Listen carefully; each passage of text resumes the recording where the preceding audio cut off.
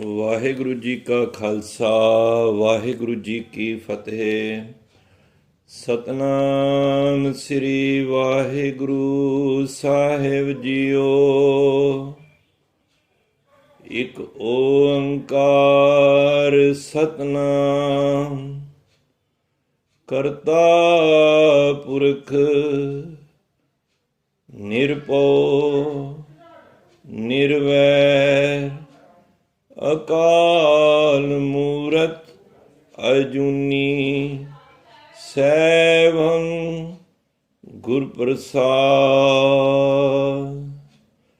Coat पराध हमारे खंडो अनक विधि समझावो। हम ज्ञान अल्प मत थोड़ी तुम आपन बिरद रखावो। तुमरी शरण तुम्हारी आसा तुम ही सज्जन सुहेले। राखो राखण हार दयाला नानक करके गोले। जे राखो राखण हार दयाला नानक करके गोले। ਵਾਹਿਗੁਰੂ ਜੀ ਕਾ ਖਾਲਸਾ ਵਾਹਿਗੁਰੂ ਜੀ ਕੀ ਫਤਿਹ। ਧੰਨ ਧੰਨ ਸ੍ਰੀ ਗੁਰੂ ਗ੍ਰੰਥ ਸਾਹਿਬ ਮਹਾਰਾਜ, ਜਿਨ੍ਹਾਂ ਦੀ ਅਪਾਰ ਬਖਸ਼ਿਸ਼ ਰਹਿਮਤ ਹੋਈ ਹੈ। ਸਤਿਗੁਰਾਂ ਨੇ ਸੁਭਾਗ ਸਮੇਂ ਬਖਸ਼ੇ ਹਨ ਸਤ ਸੰਗਤ ਦੇ ਰੂਪ ਵਿੱਚ। ਇਹ ਗੁਰਾਂ ਦਾ ਤਰਸ ਹੈ ਸਾਡੇ 'ਤੇ, ਜੋ ਸਤਿਗੁਰੂ ਬਖਸ਼ਿਸ਼ਾਂ ਦੇ ਭੰਡਾਰਿਆਂ ਵਿੱਚੋਂ ਇਹ ਘੜੀਆਂ ਸੁਭਾਗ ਸਾਨੂੰ ਬਖਸ਼ਦੇ ਹਨ। ਆਓ ਕੁਝ ਸਮਾਂ ਸਤਿਗੁਰੂ ਦੀ ਗੁਰਬਾਣੀ ਵਿਚਾਰ ਨਾਲ ਜੁੜਨ ਦਾ ਯਤਨ ਕਰੀਏ। ਮਨ ਬਿਰਤੀਆਂ ਇਕਾਗਰ ਕਰੀਏ। ਜਿੱਥੇ ਸਰੀਰ ਕਰਕੇ ਅਸੀਂ ਬੈਠੇ ਹਾਂ, ਗੁਰੂ ਸਾਹਿਬ ਰਹਿਮਤ ਦੇ ਘਰ ਵਿੱਚ ਆ ਕੇ ਸਾਡੀ ਮਨ ਦੀ ਵੀ ਹਾਜ਼ਰੀ ਲਵਾ ਦੇਣ। ਮਨ ਬਿਰਤੀ ਇਕਾਗਰ ਕਰਦੇ ਹੋਏ ਹਿਰਦੇ ਰੂਪੀ ਘਰ ਵਿੱਚੋਂ ਸਾਰੇ ਆਖੋ ਜੀ ਸਤਨਾਮ ਸ੍ਰੀ ਵਾਹਿਗੁਰੂ। ਫੇਰ ਆਖੋ ਜੀ ਸਤਨਾਮ ਸ੍ਰੀ ਵਾਹਿਗੁਰੂ। ਰਾਖ ਪਿਤਾ ਪ੍ਰਭ ਮੇਰੇ, ਮੋਹਿ ਨਿਰਗੁਣ ਸਭ ਗੁਣ ਤੇਰੇ। ਪੰਚ ਵਿਖਾਦੀ ਏਕ ਗਰੀਬਾ, ਰਾਖੋ ਰਾਖਣ ਹਾਰੇ। ਗੁਰਬਾਣੀ ਦੇ ਅੰਦਰ ਇਹ ਸ਼ਬਦ ਗੁਰੂ ਸਾਹਿਬ ਉਸ ਭਲੀ ਪੂਰਨ ਪਰਮਾਤਮਾ ਦੇ ਚਰਨਾਂ ਵਿੱਚ ਅਰਦਾਸ ਬੇਨਤੀ ਕਰ ਰਹੇ ਹਨ। ਇਹ ਤਰਲਾ ਪਾਇਆ ਹੈ ਕਿ ਹੇ ਪਰਮਾਤਮਾ, ਕਿ ਸਾਡੇ ਜਿਹੜੇ ਔਗਣ ਹਨ ਉਹ ਬਹੁਤ ਨੇ, ਪਰ ਅਸੀਂ ਅੱਜ ਤੁਹਾਡੀ ਸ਼ਰਨ ਵਿੱਚ ਆਏ ਹਾਂ। ਮੇਰੇ ਵਿੱਚ ਕੋਈ ਗੁਣ ਐਸਾ ਨਹੀਂ ਹੈ ਜਿਹੜਾ ਮੈਂ ਤੁਹਾਡੇ ਚਰਨਾਂ ਵਿੱਚ ਰੱਖ ਕੇ ਤੇ ਮੈਂ ਬਖਸ਼ਿਆ ਜਾਵਾਂ। ਕੋਈ ਵੱਖਰੀਆਂ ਵੱਖਰੀਆਂ ਭੇਟਾਂ ਲੈ ਕੇ ਤੁਹਾਡੇ ਕੋਲ ਆਉਂਦੇ ਨੇ, ਪਰ ਅੱਜ ਮੈਂ ਤੁਹਾਡੇ ਕੋਲ ਆਪਣੀ ਔਗਣਾਂ ਦੀ ਪੰਡ ਲੈ ਕੇ ਤੁਹਾਡੇ ਦੁਆਰੇ ਆਇਆ, ਕਿਉਂਕਿ ਮੇਰੇ ਕੋਲ ਤੁਹਾਨੂੰ ਦੇਣ ਵਾਸਤੇ ਕੁਝ ਵੀ ਨਹੀਂ ਹੈ। ਮੈਂ ਜੋ ਆਪਣੇ ਜੀਵਨ ਵਿੱਚ ਕਮਾਇਆ ਹੈ, ਉਹ ਮੈਂ ਔਗਣ ਕਮਾਏ ਨੇ ਸਤਿਗੁਰੂ। ਔਰ ਅੱਜ ਮੈਂ ਤੁਹਾਡੇ ਚਰਨਾਂ ਵਿੱਚ ਅਰਦਾਸ ਬੇਨਤੀ ਕਰਨ ਆਇਆ ਹਾਂ। ਰਾਖ ਰਾਖ ਰਾਖ ਸ਼ਰਨ ਪ੍ਰਭ ਆਪਣੀ। ਮਨੂੰ ਆਪਣੀ ਸ਼ਰਨ ਵਿੱਚ ਰੱਖ ਲੋ। ਅਗਨ ਸਾਗਰ ਵਿਕਰਾਲਾ, ਨਾਨਕ ਕੇ ਸੁਖ ਦਾਤੇ ਸਤਿਗੁਰ। ਹਮ ਤੁਮਰੇ ਬਾਲ ਗੋਪਾਲਾ। ਮੈਂ ਅੱਜ ਇੱਕ ਔਗਣਾ ਦੀ ਪੰਡ ਲੈ ਕੇ ਤੁਹਾਡੇ ਦੁਆਰੇ ਆਇਆ ਹਾਂ, ਔਰ ਮੈਂ ਤੁਹਾਡੇ ਇੱਥੋਂ ਗੁਣਾਂ ਦਾ ਖਜ਼ਾਨਾ ਲੈ ਕੇ ਜਾਣਾ ਚਾਹੁੰਦਾ ਹਾਂ। ਰਾਖ ਪਿਤਾ ਪ੍ਰਭ ਮੇਰੇ, ਮੋਹਿ ਨਿਰਗੁਣ ਸਭ ਗੁਣ ਤੇਰੇ। ਹੇ ਪਿਤਾ ਮੇਰੇ ਮਾਲਕ, ਮੇਰੇ ਵਾਹਿਗੁਰੂ, ਮੇਰੇ ਰੱਬ ਜੀ, ਮੈਨੂੰ ਰੱਖ ਲਓ। ਕਿਉਂਕਿ ਮੇਰੇ ਵਿੱਚ ਕੋਈ ਗੁਣ ਨਹੀਂ। ਰਾਗ ਪਿਤਾ ਪ੍ਰਭ ਮੇਰੇ, ਮੋਹਿ ਨਿਰਗੁਣ, ਮੈਂ ਗੁਣਾਂ ਤੋਂ ਸਖਣਾ ਵਾਂ ਤੇ ਸਾਰੇ ਗੁਣ ਤੁਹਾਡੇ ਵਿੱਚ ਨੇ। ਇਸ ਕਰਕੇ ਪੰਜ ਵਿਖਾਦੀ ਏਕ ਗਰੀਬਾ, ਪੰਜ ਜਿਹੜੇ ਵਿਕਾਰ ਨੇ, ਪੰਜ ਜਿਹੜੇ ਮੇਰੇ ਨਿਤਾ ਪ੍ਰਤੀ ਮੇਰੇ ਅੰਦਰ ਝਗੜਾ ਪਾਉਂਦੇ ਨੇ, ਜਿਨ੍ਹਾਂ ਨੇ ਇੱਕ ਵਿਖਾਦ ਖੜੇ ਕੀਤੇ ਹੋਏ ਨੇ ਅੰਦਰ, ਰੋਜ਼ ਹਰ ਕੋਈ ਉਸਨਾਂ ਦੇ ਨਾਲ ਲੜਦਾ ਹੈ। ਪੰਜ ਵਿਖਾਦੀ ਏਕ ਗਰੀਬਾ, ਮੈਂ ਗਰੀਬ ਵਿਚਾਰਾ ਇੱਕ, ਉਹ ਪੰਜ ਮੇਰੇ ਉੱਤੇ ਹਾਵੀ ਨੇ। ਰਾਖੋ ਰਾਖਣ ਹਾਰੇ। ਇਸ ਕਰਕੇ ਤੁਸੀਂ ਰੱਖਣ ਵਾਲੇ ਪ੍ਰਭੂ ਪਰਮਾਤਮਾ, ਮੇਰੇ ਤੇ ਕਿਰਪਾ ਕਰੋ, ਮੈਨੂੰ ਤੁਸੀਂ ਰੱਖ ਲਓ। ਦੇਖੋ, ਇਹ ਗੱਲ ਤੇ ਪੱਕੀ ਹੈ, ਸਾਡੇ ਜੀਵਾਂ ਦੇ ਹੱਥ ਵਿੱਚ ਕੁਝ ਵੀ ਨਹੀਂ ਹੈ। ਧਿਆਨ ਦੇਣਾ ਸਾਧ ਸੰਗਤ, ਸਾਰਾ ਕੁਝ ਪਰਮਾਤਮਾ ਦੇ ਹੱਥ ਵਿੱਚ ਹੈ। ਗੁਰਬਾਣੀ ਵੀ ਗਵਾਹੀ ਦਿੰਦੀ ਹੈ ਕਿ ਸਭ ਕੁਝ ਤੁਮਰੇ ਹਾਥ ਪ੍ਰਭ ਆਪ ਕਰੇ ਕਰਾਏ। हे ਪਰਮਾਤਮਾ, ਸਾਰਾ ਕੁਝ ਤੇ ਤੇਰੇ ਹੱਥ ਵਿੱਚ ਹੈ। ਅਸੀਂ ਜੀਵਾਂ ਦੇ ਕੋਲ ਕੁਝ ਵੀ ਨਹੀਂ ਹੈ। ਰੋਜ਼ ਸੁਖਮਨੀ ਸਾਹਿਬ ਵਿੱਚ ਪੜ੍ਹੀਦਾ, ਕਰਨ ਕਰਾਵਣ ਕਰਨੇ ਜੋਗ, ਜੋ ਤਿਸ ਭਾਵੈ ਸੋਈ ਹੋਗ। ਜੋ ਤੈਨੂੰ ਚੰਗਾ ਲੱਗਦਾ ਪਰਮਾਤਮਾ, ਤੂੰ ਉਹੀ ਕਰਨਾ ਹੈ। ਤੋ ਇੱਥੋਂ ਇਹ ਵੀ ਗੱਲ ਸਾਬਤ ਹੁੰਦੀ ਹੈ, ਜੇ ਸਾਡੇ ਜੀਵਾਂ ਦੇ ਹੱਥ ਵਿੱਚ ਕੁਝ ਵੀ ਨਹੀਂ ਹੈ, ਧਿਆਨ ਦੇਣਾ, ਤੇ ਇਹਦਾ ਮਤਲਬ ਹੈ ਕਿ ਸਾਡੇ ਕੋਲੋਂ ਜਿਹੜੇ ਵੀ ਮਾੜੇ ਤੇ ਚੰਗੇ ਕਰਮ ਹੁੰਦੇ ਨੇ, ਉਹ ਪਰਮਾਤਮਾ ਕਰਵਾ ਰਿਹਾ ਹੈ। ਫਿਰ ਧਿਆਨ ਦੇਣਾ, ਜੇ ਸਾਰੇ ਕੰਮ ਪਰਮਾਤਮਾ ਦੇ ਹੱਥ ਵਿੱਚ ਨੇ, ਤੇ ਫਿਰ ਸਾਡੇ ਜੀਵਾਂ ਦੇ ਕੋਲ ਤੇ ਕੁਝ ਵੀ ਨਾ ਹੋਇਆ। ਨਾ ਮੈਂ ਆਪਣੀ ਮਰਜ਼ੀ ਨਾਲ ਗਾ ਸਕਣਾ, ਨਾ ਬੋਲ ਸਕਣਾ, ਨਾ ਮੈਂ ਖਾ ਸਕਣਾ। ਜੇ ਸਾਰਾ ਕੁਝ ਪਰਮਾਤਮਾ ਤੇਰੇ ਹੱਥ ਹੈ, ਤੇ ਇਹਦਾ ਮਤਲਬ ਹੈ ਜਿਹੜੇ ਬੰਦੇ ਵਿਕਾਰ ਕਰਦੇ ਨੇ,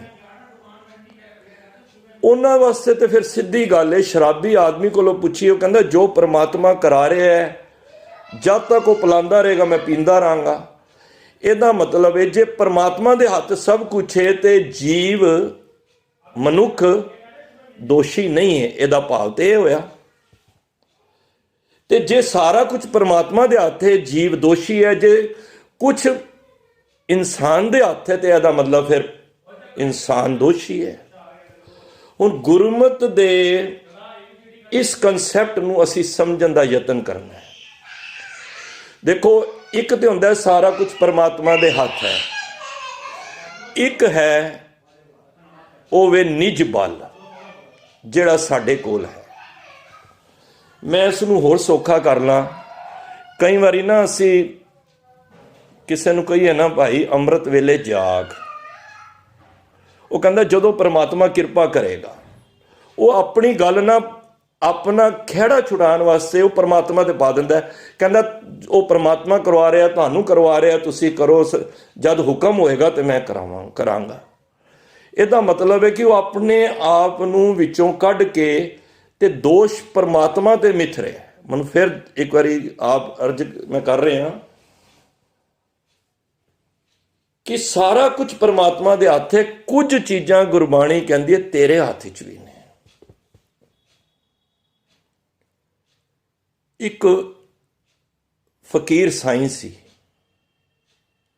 ਉਹਦੇ ਕੋਲ ਭਿਕਸ਼ਾ ਲੈਣ ਵਾਸਤੇ, ਗੁਰੂ ਧਾਰਨ ਕਰਨ ਵਾਸਤੇ ਕੋਈ ਸ਼ਰੀਰ ਆਇਆ। ਇਹ ਗੱਲ ਹੋਰ ਸੌਖੀ ਹੋ ਜਾਏਗੀ ਕਿ ਭਾਈ ਸਾਰਾ ਕੁਝ ਪਰਮਾਤਮਾ ਦੇ ਹੱਥ ਨਹੀਂ, ਕੁਝ ਪਰਮਾਤਮਾ ਨੇ ਸਾਨੂੰ ਵੀ ਹੱਥ ਦਿੱਤਾ ਹੈ। ਤੇ ਉਸਨੇ ਕਿਹਾ ਮੈਂ ਤੁਹਾਨੂੰ ਗੁਰੂ ਧਾਰਨ ਕਰਨਾ ਹੈ, ਪਰ ਮੇਰੀ ਇੱਕ ਸ਼ਰਤ ਹੈ। ਉਹ ਕਹਿੰਦਾ ਹੈ ਬਈ ਗੁਰੂ ਧਾਰਨ ਕਰਨ ਵਾਸਤੇ ਅਸੀਂ ਕੋਈ ਸ਼ਰਤ ਵਾਲੀ ਗੱਲ ਨਹੀਂ। ਕਹਿੰਦਾ ਸ਼ਰਤ ਮੇਰਾ ਇੱਕ ਸਵਾਲ ਹੈ। ਕਹਿੰਦਾ ਸਵਾਲ ਦਾ ਮੈਂ ਤੇ ਜਵਾਬ ਦੇ ਦਾਂਗਾ, ਪਰ ਮੈਂ ਕੋਈ ਸ਼ਰਤ ਕਾਰਨ ਮੈਂ ਗੁਰੂ ਧਾਰਨ ਨਹੀਂ ਕਰਨਾ। ਤੂੰ ਮੇਰਾ ਸ਼ਿਸ਼ਯ ਬਣਨਾ ਹੈ, ਗੱਲ ਵੱਖਰੀ ਹੈ। ਜੇ ਨਹੀਂ ਬਣਨਾ, ਪਰ ਮੈਂ ਤੂੰ ਕੋਈ ਮੇਰੇ ਉੱਤੇ ਕੋਈ ਇਸ ਤਰ੍ਹਾਂ ਦਾ ਸਵਾਲ ਕਰ ਸਕਣਾ ਹੈ। ਉਹ ਕਹਿੰਦਾ ਫਿਰ ਮੈਨੂੰ ਇੱਕ ਗੱਲ ਦੱਸੋ, ਜੇ ਸਾਰਾ ਕੁਝ ਪਰਮਾਤਮਾ ਦੇ ਹੱਥ ਹੈ ਤੇ ਸਾਡੇ ਜੀਵਾਂ ਦੇ ਹੱਥ ਕੀ ਹੈਗਾ? ਹੁਣ ਜਿਹੜੇ ਖਹਿੜਾ ਛੁਡਾਉਂਦੇ ਨੇ ਨਾ, ਜਿਹੜੇ ਵਿਕਾਰ ਕਮਾਉਂਦੇ ਨੇ, ਉਹ ਕਹਿੰਦੇ ਸਭ ਕੁਝ ਪਰਮਾਤਮਾ ਕਰਾ ਰਿਹਾ ਹੈ, ਉਹਨਾਂ ਵਾਸਤੇ ਇਸ ਸਵਾਲ ਦਾ ਜਵਾਬ ਹੈ। ਉਹ ਕਹਿੰਦਾ ਫਿਰ ਪਰਮਾਤਮਾ ਕੀ ਕਰਦਾ ਤੇ ਤੂੰ ਕੀ ਕਰਨਾ ਹੈ? ਕਹਿੰਦਾ ਤੂੰ ਜਿੱਥੇ ਖੜਾ ਹੈ ਨਾ, ਇੱਕ ਸੱਜਾ ਪੈਰ ਉੱਤੇ ਚੁੱਕ ਲੈ। ਉਹ ਚੁੱਕ ਲੈਂਦਾ। ਕਹਿੰਦਾ ਹੁਣ ਦੂਜਾ ਜਿਹੜਾ ਖੱਬਾ ਪੈਰ ਹੈ ਉਹ ਵੀ ਚੁੱਕ, ਪਰ ਸੱਜੇ ਨੂੰ ਥੱਲੇ ਨਹੀਂ ਰੱਖਣਾ। ਕਹਿੰਦਾ ਫਕੀਰ ਸਾਈਂ, ਇਹ ਕਿਸ ਤਰ੍ਹਾਂ ਹੋ ਸਕਦਾ ਹੈ ਕਿ ਇੱਕ ਪੈਰ ਜ਼ਮੀਨ ਤੇ ਮੈਂ ਚੁੱਕ ਲਿਆ ਤੇ ਦੂਜਾ ਵੀ ਕਹਿ ਰਹੇ ਹੋ ਤੇ ਮੈਂ ਤੇ ਗਿਰ ਜਾਵਾਂਗਾ? ਕਹਿੰਦੇ ਨੇ ਇਹ ਤੇਰੇ ਸਵਾਲ ਦਾ ਜਵਾਬ ਹੈ। ਅਸੀਂ ਆਪਣੀ ਮਰਜ਼ੀ ਨਾਲ ਇੱਕ ਕਦਮ ਤੇ ਚੁੱਕ ਸਕਨੇ ਆ, ਪਰ ਖਿਮਾ ਕਰ ਦੇਣਾ, ਜਿਹੜਾ ਦੂਜਾ ਕਦਮ ਹੈ ਨਾ, ਉਹ ਪਰਮਾਤਮਾ ਦੀ ਬਖਸ਼ਿਸ਼ ਹੁੰਦੀ ਹੈ। ਜਿਹਨੂੰ ਗੁਰਬਾਣੀ ਨੇ ਕਿਹਾ ਚਰਨ ਸਰਣ ਗੁਰ ਏਕ ਪੈਂਡਾ ਜਾਏ ਚਲ, ਸਤਿਗੁਰ ਕੋਟ ਪੈਂਡਾ ਆਗੇ ਹੋਏ ਲੇਤਾ ਹੈ। ਸਿੱਖਾ ਪਹਿਲਾ ਕਦਮ ਹੈ ਜਿਹੜਾ ਤੈਨੂੰ ਚੱਕਣਾ ਪਏਗਾ। ਪਹਿਲਾ ਉਦਮ ਤੈਨੂੰ ਕਰਨਾ ਪਏਗਾ। ਉਦਮ ਕਰਤ ਆਨੰਦ ਭਇਆ, ਸਿਮਰਤ ਸੁਖ ਸਾਰ, ਜਪ ਜਪ ਨਾਮ ਗੋਬਿੰਦ ਕਾ ਪੂਰਨ ਵਿਚਾਰ।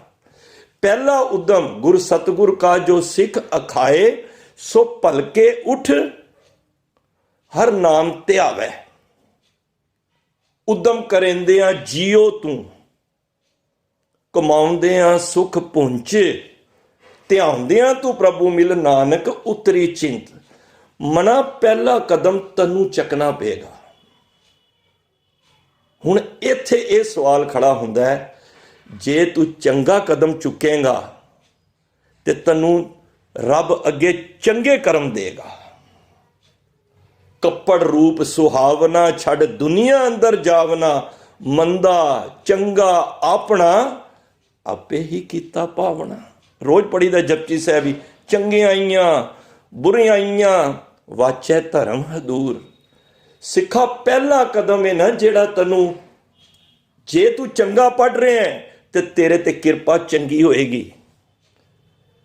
ਹੁਣ ਜੇ ਤੂੰ ਉੱਠੇ ਹੀ ਨਾ ਤੇ ਪਰਮਾਤਮਾ ਦੇ ਦੋਸ਼ ਲਾਈ ਜਾਏਗੀ, ਸਾਰਾ ਕੁਝ ਪਰਮਾਤਮਾ ਦੇ ਹੱਥ ਹੈ। ਨਹੀਂ, ਸਾਰਾ ਕੁਝ ਪਰਮਾਤਮਾ ਦੇ ਹੱਥ ਨਹੀਂ। ਪਰਮਾਤਮਾ ਨੇ ਉਦਮ ਕਰਨ ਵਾਸਤੇ ਸਾਨੂੰ ਤੇ ਪਹਿਲ ਕੀਤੀ ਕਿ ਤੂੰ ਉਦਮ ਕਰ। ਜੇ ਤੂੰ ਬੁਰੇ ਕਾਮ ਕੋ ਊਠ ਕਲੋਇਆ, ਨਾਮ ਕੀ ਬੇਲਾ ਪੈ ਪੈ ਸੋਇਆ। ਜਦੋਂ ਮਾੜਾ ਕੰਮ ਹੁੰਦਾ ਨਾ, ਬੰਦਾ ਕਹਿੰਦਾ ਹਟ ਜਾਓ ਮੈਂ ਕਰਾਂਗਾ।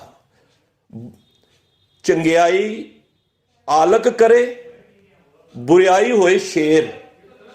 ਚੰਗਾ ਕੰਮ ਹੋਏ ਨਾ, ਬੰਦੇ ਨੂੰ ਆਲਸ ਆ, ਚਲੋ ਜੀ ਸੰਗਲ ਚੱਲਨੇ ਆ ਸੰਗਤ ਵਿੱਚ। ਹੁਣ ਕਿੱਥੇ ਅਸੀਂ ਬੈਠੇ ਹੁੰਨੇ ਆ ਜੀ, ਸਾਰੇ ਹੱਸੀ ਮਜ਼ਾਕ ਹੋ ਰਹੀ ਹੈ, ਚਲੋ ਜੀ ਪਾਠ ਸੁਖਮਨੀ ਸਾਹਿਬ ਦਾ ਕਰ ਲਓ। ਸਾਰੇ ਆਲਸ ਕਰਨਗੇ, ਮੈਂ ਜਾਣਾ, ਮੈਂ ਲੇਟ ਹੋ ਰਿਹਾ। ਤੇ ਕੋਈ ਮਾੜਾ ਕੰਮ ਹੋਏ, ਕਹਿੰਦਾ ਹਟ ਜਾਓ, ਇਹ ਕੰਮ ਮੈਂ ਸ਼ੇਰ ਹੋ ਕੇ ਕਰਦਾ ਹੈ, ਕਹਿੰਦਾ ਇਹ ਕੰਮ ਤੇ ਮੇਰੇ ਵਾਸਤੇ ਮੈਂ ਕਰਾਂਗਾ। ਗੁਰੂ ਸਾਹਿਬ ਕਹਿੰਦੇ ਨੇ ਜਿਹੜਾ ਤੇਰਾ ਪਹਿਲਾ ਕਦਮ ਹੈ ਨਾ, ਉਹ ਹੁਣ ਤੇਰਾ ਕਿਹੜਾ ਕਦਮ ਹੈ? ਗੁਰੂ ਸਾਹਿਬ ਕਹਿੰਦੇ ਚੰਗਾ ਬੰਨੇ ਦਾ ਕਦਮ ਚੁੱਕੇਗਾ, ਸਵੇਰੇ ਉੱਠ ਕੇ ਕਦਮ ਨੂੰ ਚਲਾਏਗਾ ਤੇ ਗੁਰੂ ਸਾਹਿਬ ਤੇਰੇ ਤੇ ਕਿਰਪਾ ਕਰਨਗੇ। ਕਿਸੇ ਬੰਦੇ ਨੇ ਬੜੀ ਭਗਤੀ ਕੀਤੀ, ਕਈ ਸਾਲ ਹੋ ਗਏ, ਤੇ ਉਹਨੇ ਕੋਈ ਜਾ ਰਿਹਾ ਸੀ ਰੱਬ ਨੂੰ ਮਿਲਣ ਵਾਸਤੇ, ਤੇ ਕਹਿੰਦਾ ਮੇਰਾ ਵੀ ਸੁਨੇਹਾ ਦੇ ਦੀ। ਕਹਿੰਦਾ ਕਿ ਕਹਿੰਦਾ ਜੀ ਇਹ ਮੈਂ ਭਗਤੀ ਕਰ ਰਿਹਾ, ਰੱਬ ਮੇਰੀ ਸੁਣੇਗਾ? ਉਹ ਜਦ ਵਾਪਸ ਆਉਂਦਾ ਉਹਦੀ ਜਵਾਬ ਲੈ ਕੇ ਰੱਬ ਕੋਲ, ਉਹ ਕਹਿੰਦਾ ਮੈਂ ਤੇਰੀ ਨਹੀਂ ਸੁਣੇਗੀ। ਰੱਬ ਕਹਿੰਦਾ ਮੈਂ ਤੇਰੀ ਨਹੀਂ ਸੁਣਨੀ। ਕਹਿੰਦਾ ਚਲੋ ਇੰਨੀ ਗੱਲ ਤੇ ਵੀ ਉਹ ਨੱਚਣ ਲੱਗ ਪਿਆ। ਕਹਿੰਦਾ ਚਲੋ ਰੱਬ ਨੇ ਇੰਨੀ ਗੱਲ ਤੇ ਕਹੀ ਹੈ ਨਾ, ਇਹਦਾ ਮਤਲਬ ਇਹ ਵੇ ਰੱਬ ਨੂੰ ਇੰਨਾ ਤੇ ਪਤਾ ਹੈ ਨਾ ਬਈ ਇਹ ਭਗਤੀ ਕਰ ਰਿਹਾ ਹੈ, ਕਿਰਪਾ ਕਰਨੀ ਉਹਦੇ ਹੱਥ 'ਚ ਹੈ। ਬੀਜ ਬੋਣਾ ਸਾਡਾ ਕੰਮ ਹੈ, ਉਦਮ ਕਰਨਾ ਸਾਡਾ ਕੰਮ ਹੈ, ਫਲ ਦੀ ਇੱਛਾ, ਫਲ ਜੋ ਦੇਣਾ ਉਹ ਪਰਮਾਤਮਾ ਦੇ ਹੱਥ ਵਿੱਚ ਹੈ। ਹਾਂ, ਜੇ ਸਾਰਾ ਕੁਝ ਪਰਮਾਤਮਾ ਦੇ ਹੱਥ ਹੈ ਤੇ ਸਾਡੇ ਹੱਥ 'ਚ ਇੱਕ ਬੜੀ ਵੱਡੀ ਚੀਜ਼ ਹੈ ਗੁਰਮਤਿ ਦੇ ਅੰਦਰ। ਸ਼ਾਇਦ ਇਹ ਕਿਸੇ ਹੋਰ ਧਰਮ ਵਿੱਚ ਐਸੀ ਚੀਜ਼ ਤੁਹਾਨੂੰ ਲੱਭੀ ਹੋਵੇ। ਤਾਂ ਗੁਰੂ ਸਾਹਿਬ ਕਹਿੰਦੇ ਨੇ ਉਹ ਪਤਾ ਕਿਹੜੀ ਹੈ? ਉਹ ਵੇ ਅਰਦਾਸ। ਇੱਕ ਅਰਦਾਸ ਦੇ ਸਦਕੇ ਅਸੀਂ ਪਰਮਾਤਮਾ ਦੇ ਨੇੜੇ ਹੋ ਜਾਵਾਂਗੇ। ਗੁਰੂ ਤੇਗ ਬਹਾਦਰ ਸਾਹਿਬ ਦੇ ਅਸੀਂ ਸ਼ਲੋਕ ਪੜ੍ਹੀ ਦੇ ਨੇ ਨਾ ਰੋਜ਼। ਜਦੋਂ ਇੱਕ ਹਾਥੀ ਕਿਸੇ ਯੁੱਗਾਂ ਦੇ ਵਿੱਚ ਕਿਸੇ ਰਿਖੀ ਕੋਲ ਸਰਾਪਿਆ ਗਿਆ ਸੀ। ਪਹਿਲਾਂ ਰਿਖੀ ਲੋਕ ਸ਼ਰਾਪ ਦੇ ਦਿੰਦੇ ਸਨ। ਗੁਰਮਤਿ 'ਚ ਇਹ ਕੰਸੈਪਟ ਨਹੀਂ ਹੈ, ਨਾ ਸ਼ਰਾਪ ਦਾ, ਨਾ ਵਰ ਦਾ, ਨਾ ਸੁਖਨਾ ਦਾ। ਬੜੀਆਂ ਚੀਜ਼ਾਂ ਨੇ, ਚਲੋ ਇੱਕ ਵਿਸ਼ਾ ਹੋਰ ਹੈ। ਉਹਨੇ ਕਿਸੇ ਵੇਲੇ ਫੁੱਲ ਭਗਵਾਨ ਦੀ ਮੂਰਤੀ ਦੇ ਅੱਗੇ ਜਾ ਕੇ ਭੇਟਾ ਕੀਤਾ ਸੀ ਤੇ ਕੋਈ ਜੂਨ ਮਿਲ ਗਈ ਉਹਨੂੰ ਹਾਥੀ ਦੀ। ਤੇ ਹਾਥੀ ਦੀ ਜੂਨ ਮਿਲੀ ਤੇ ਉਹ ਕਿੱਥੇ ਤਲਾਬ ਦੇ ਵਿੱਚ ਇਸ਼ਨਾਨ ਕਰਨ ਗਿਆ ਤੇ ਉੱਥੇ ਸੀ ਦਲਦਲ। ਤੇ ਦਲਦਲ ਵਿੱਚ ਹਾਥੀ ਫਸ ਗਿਆ।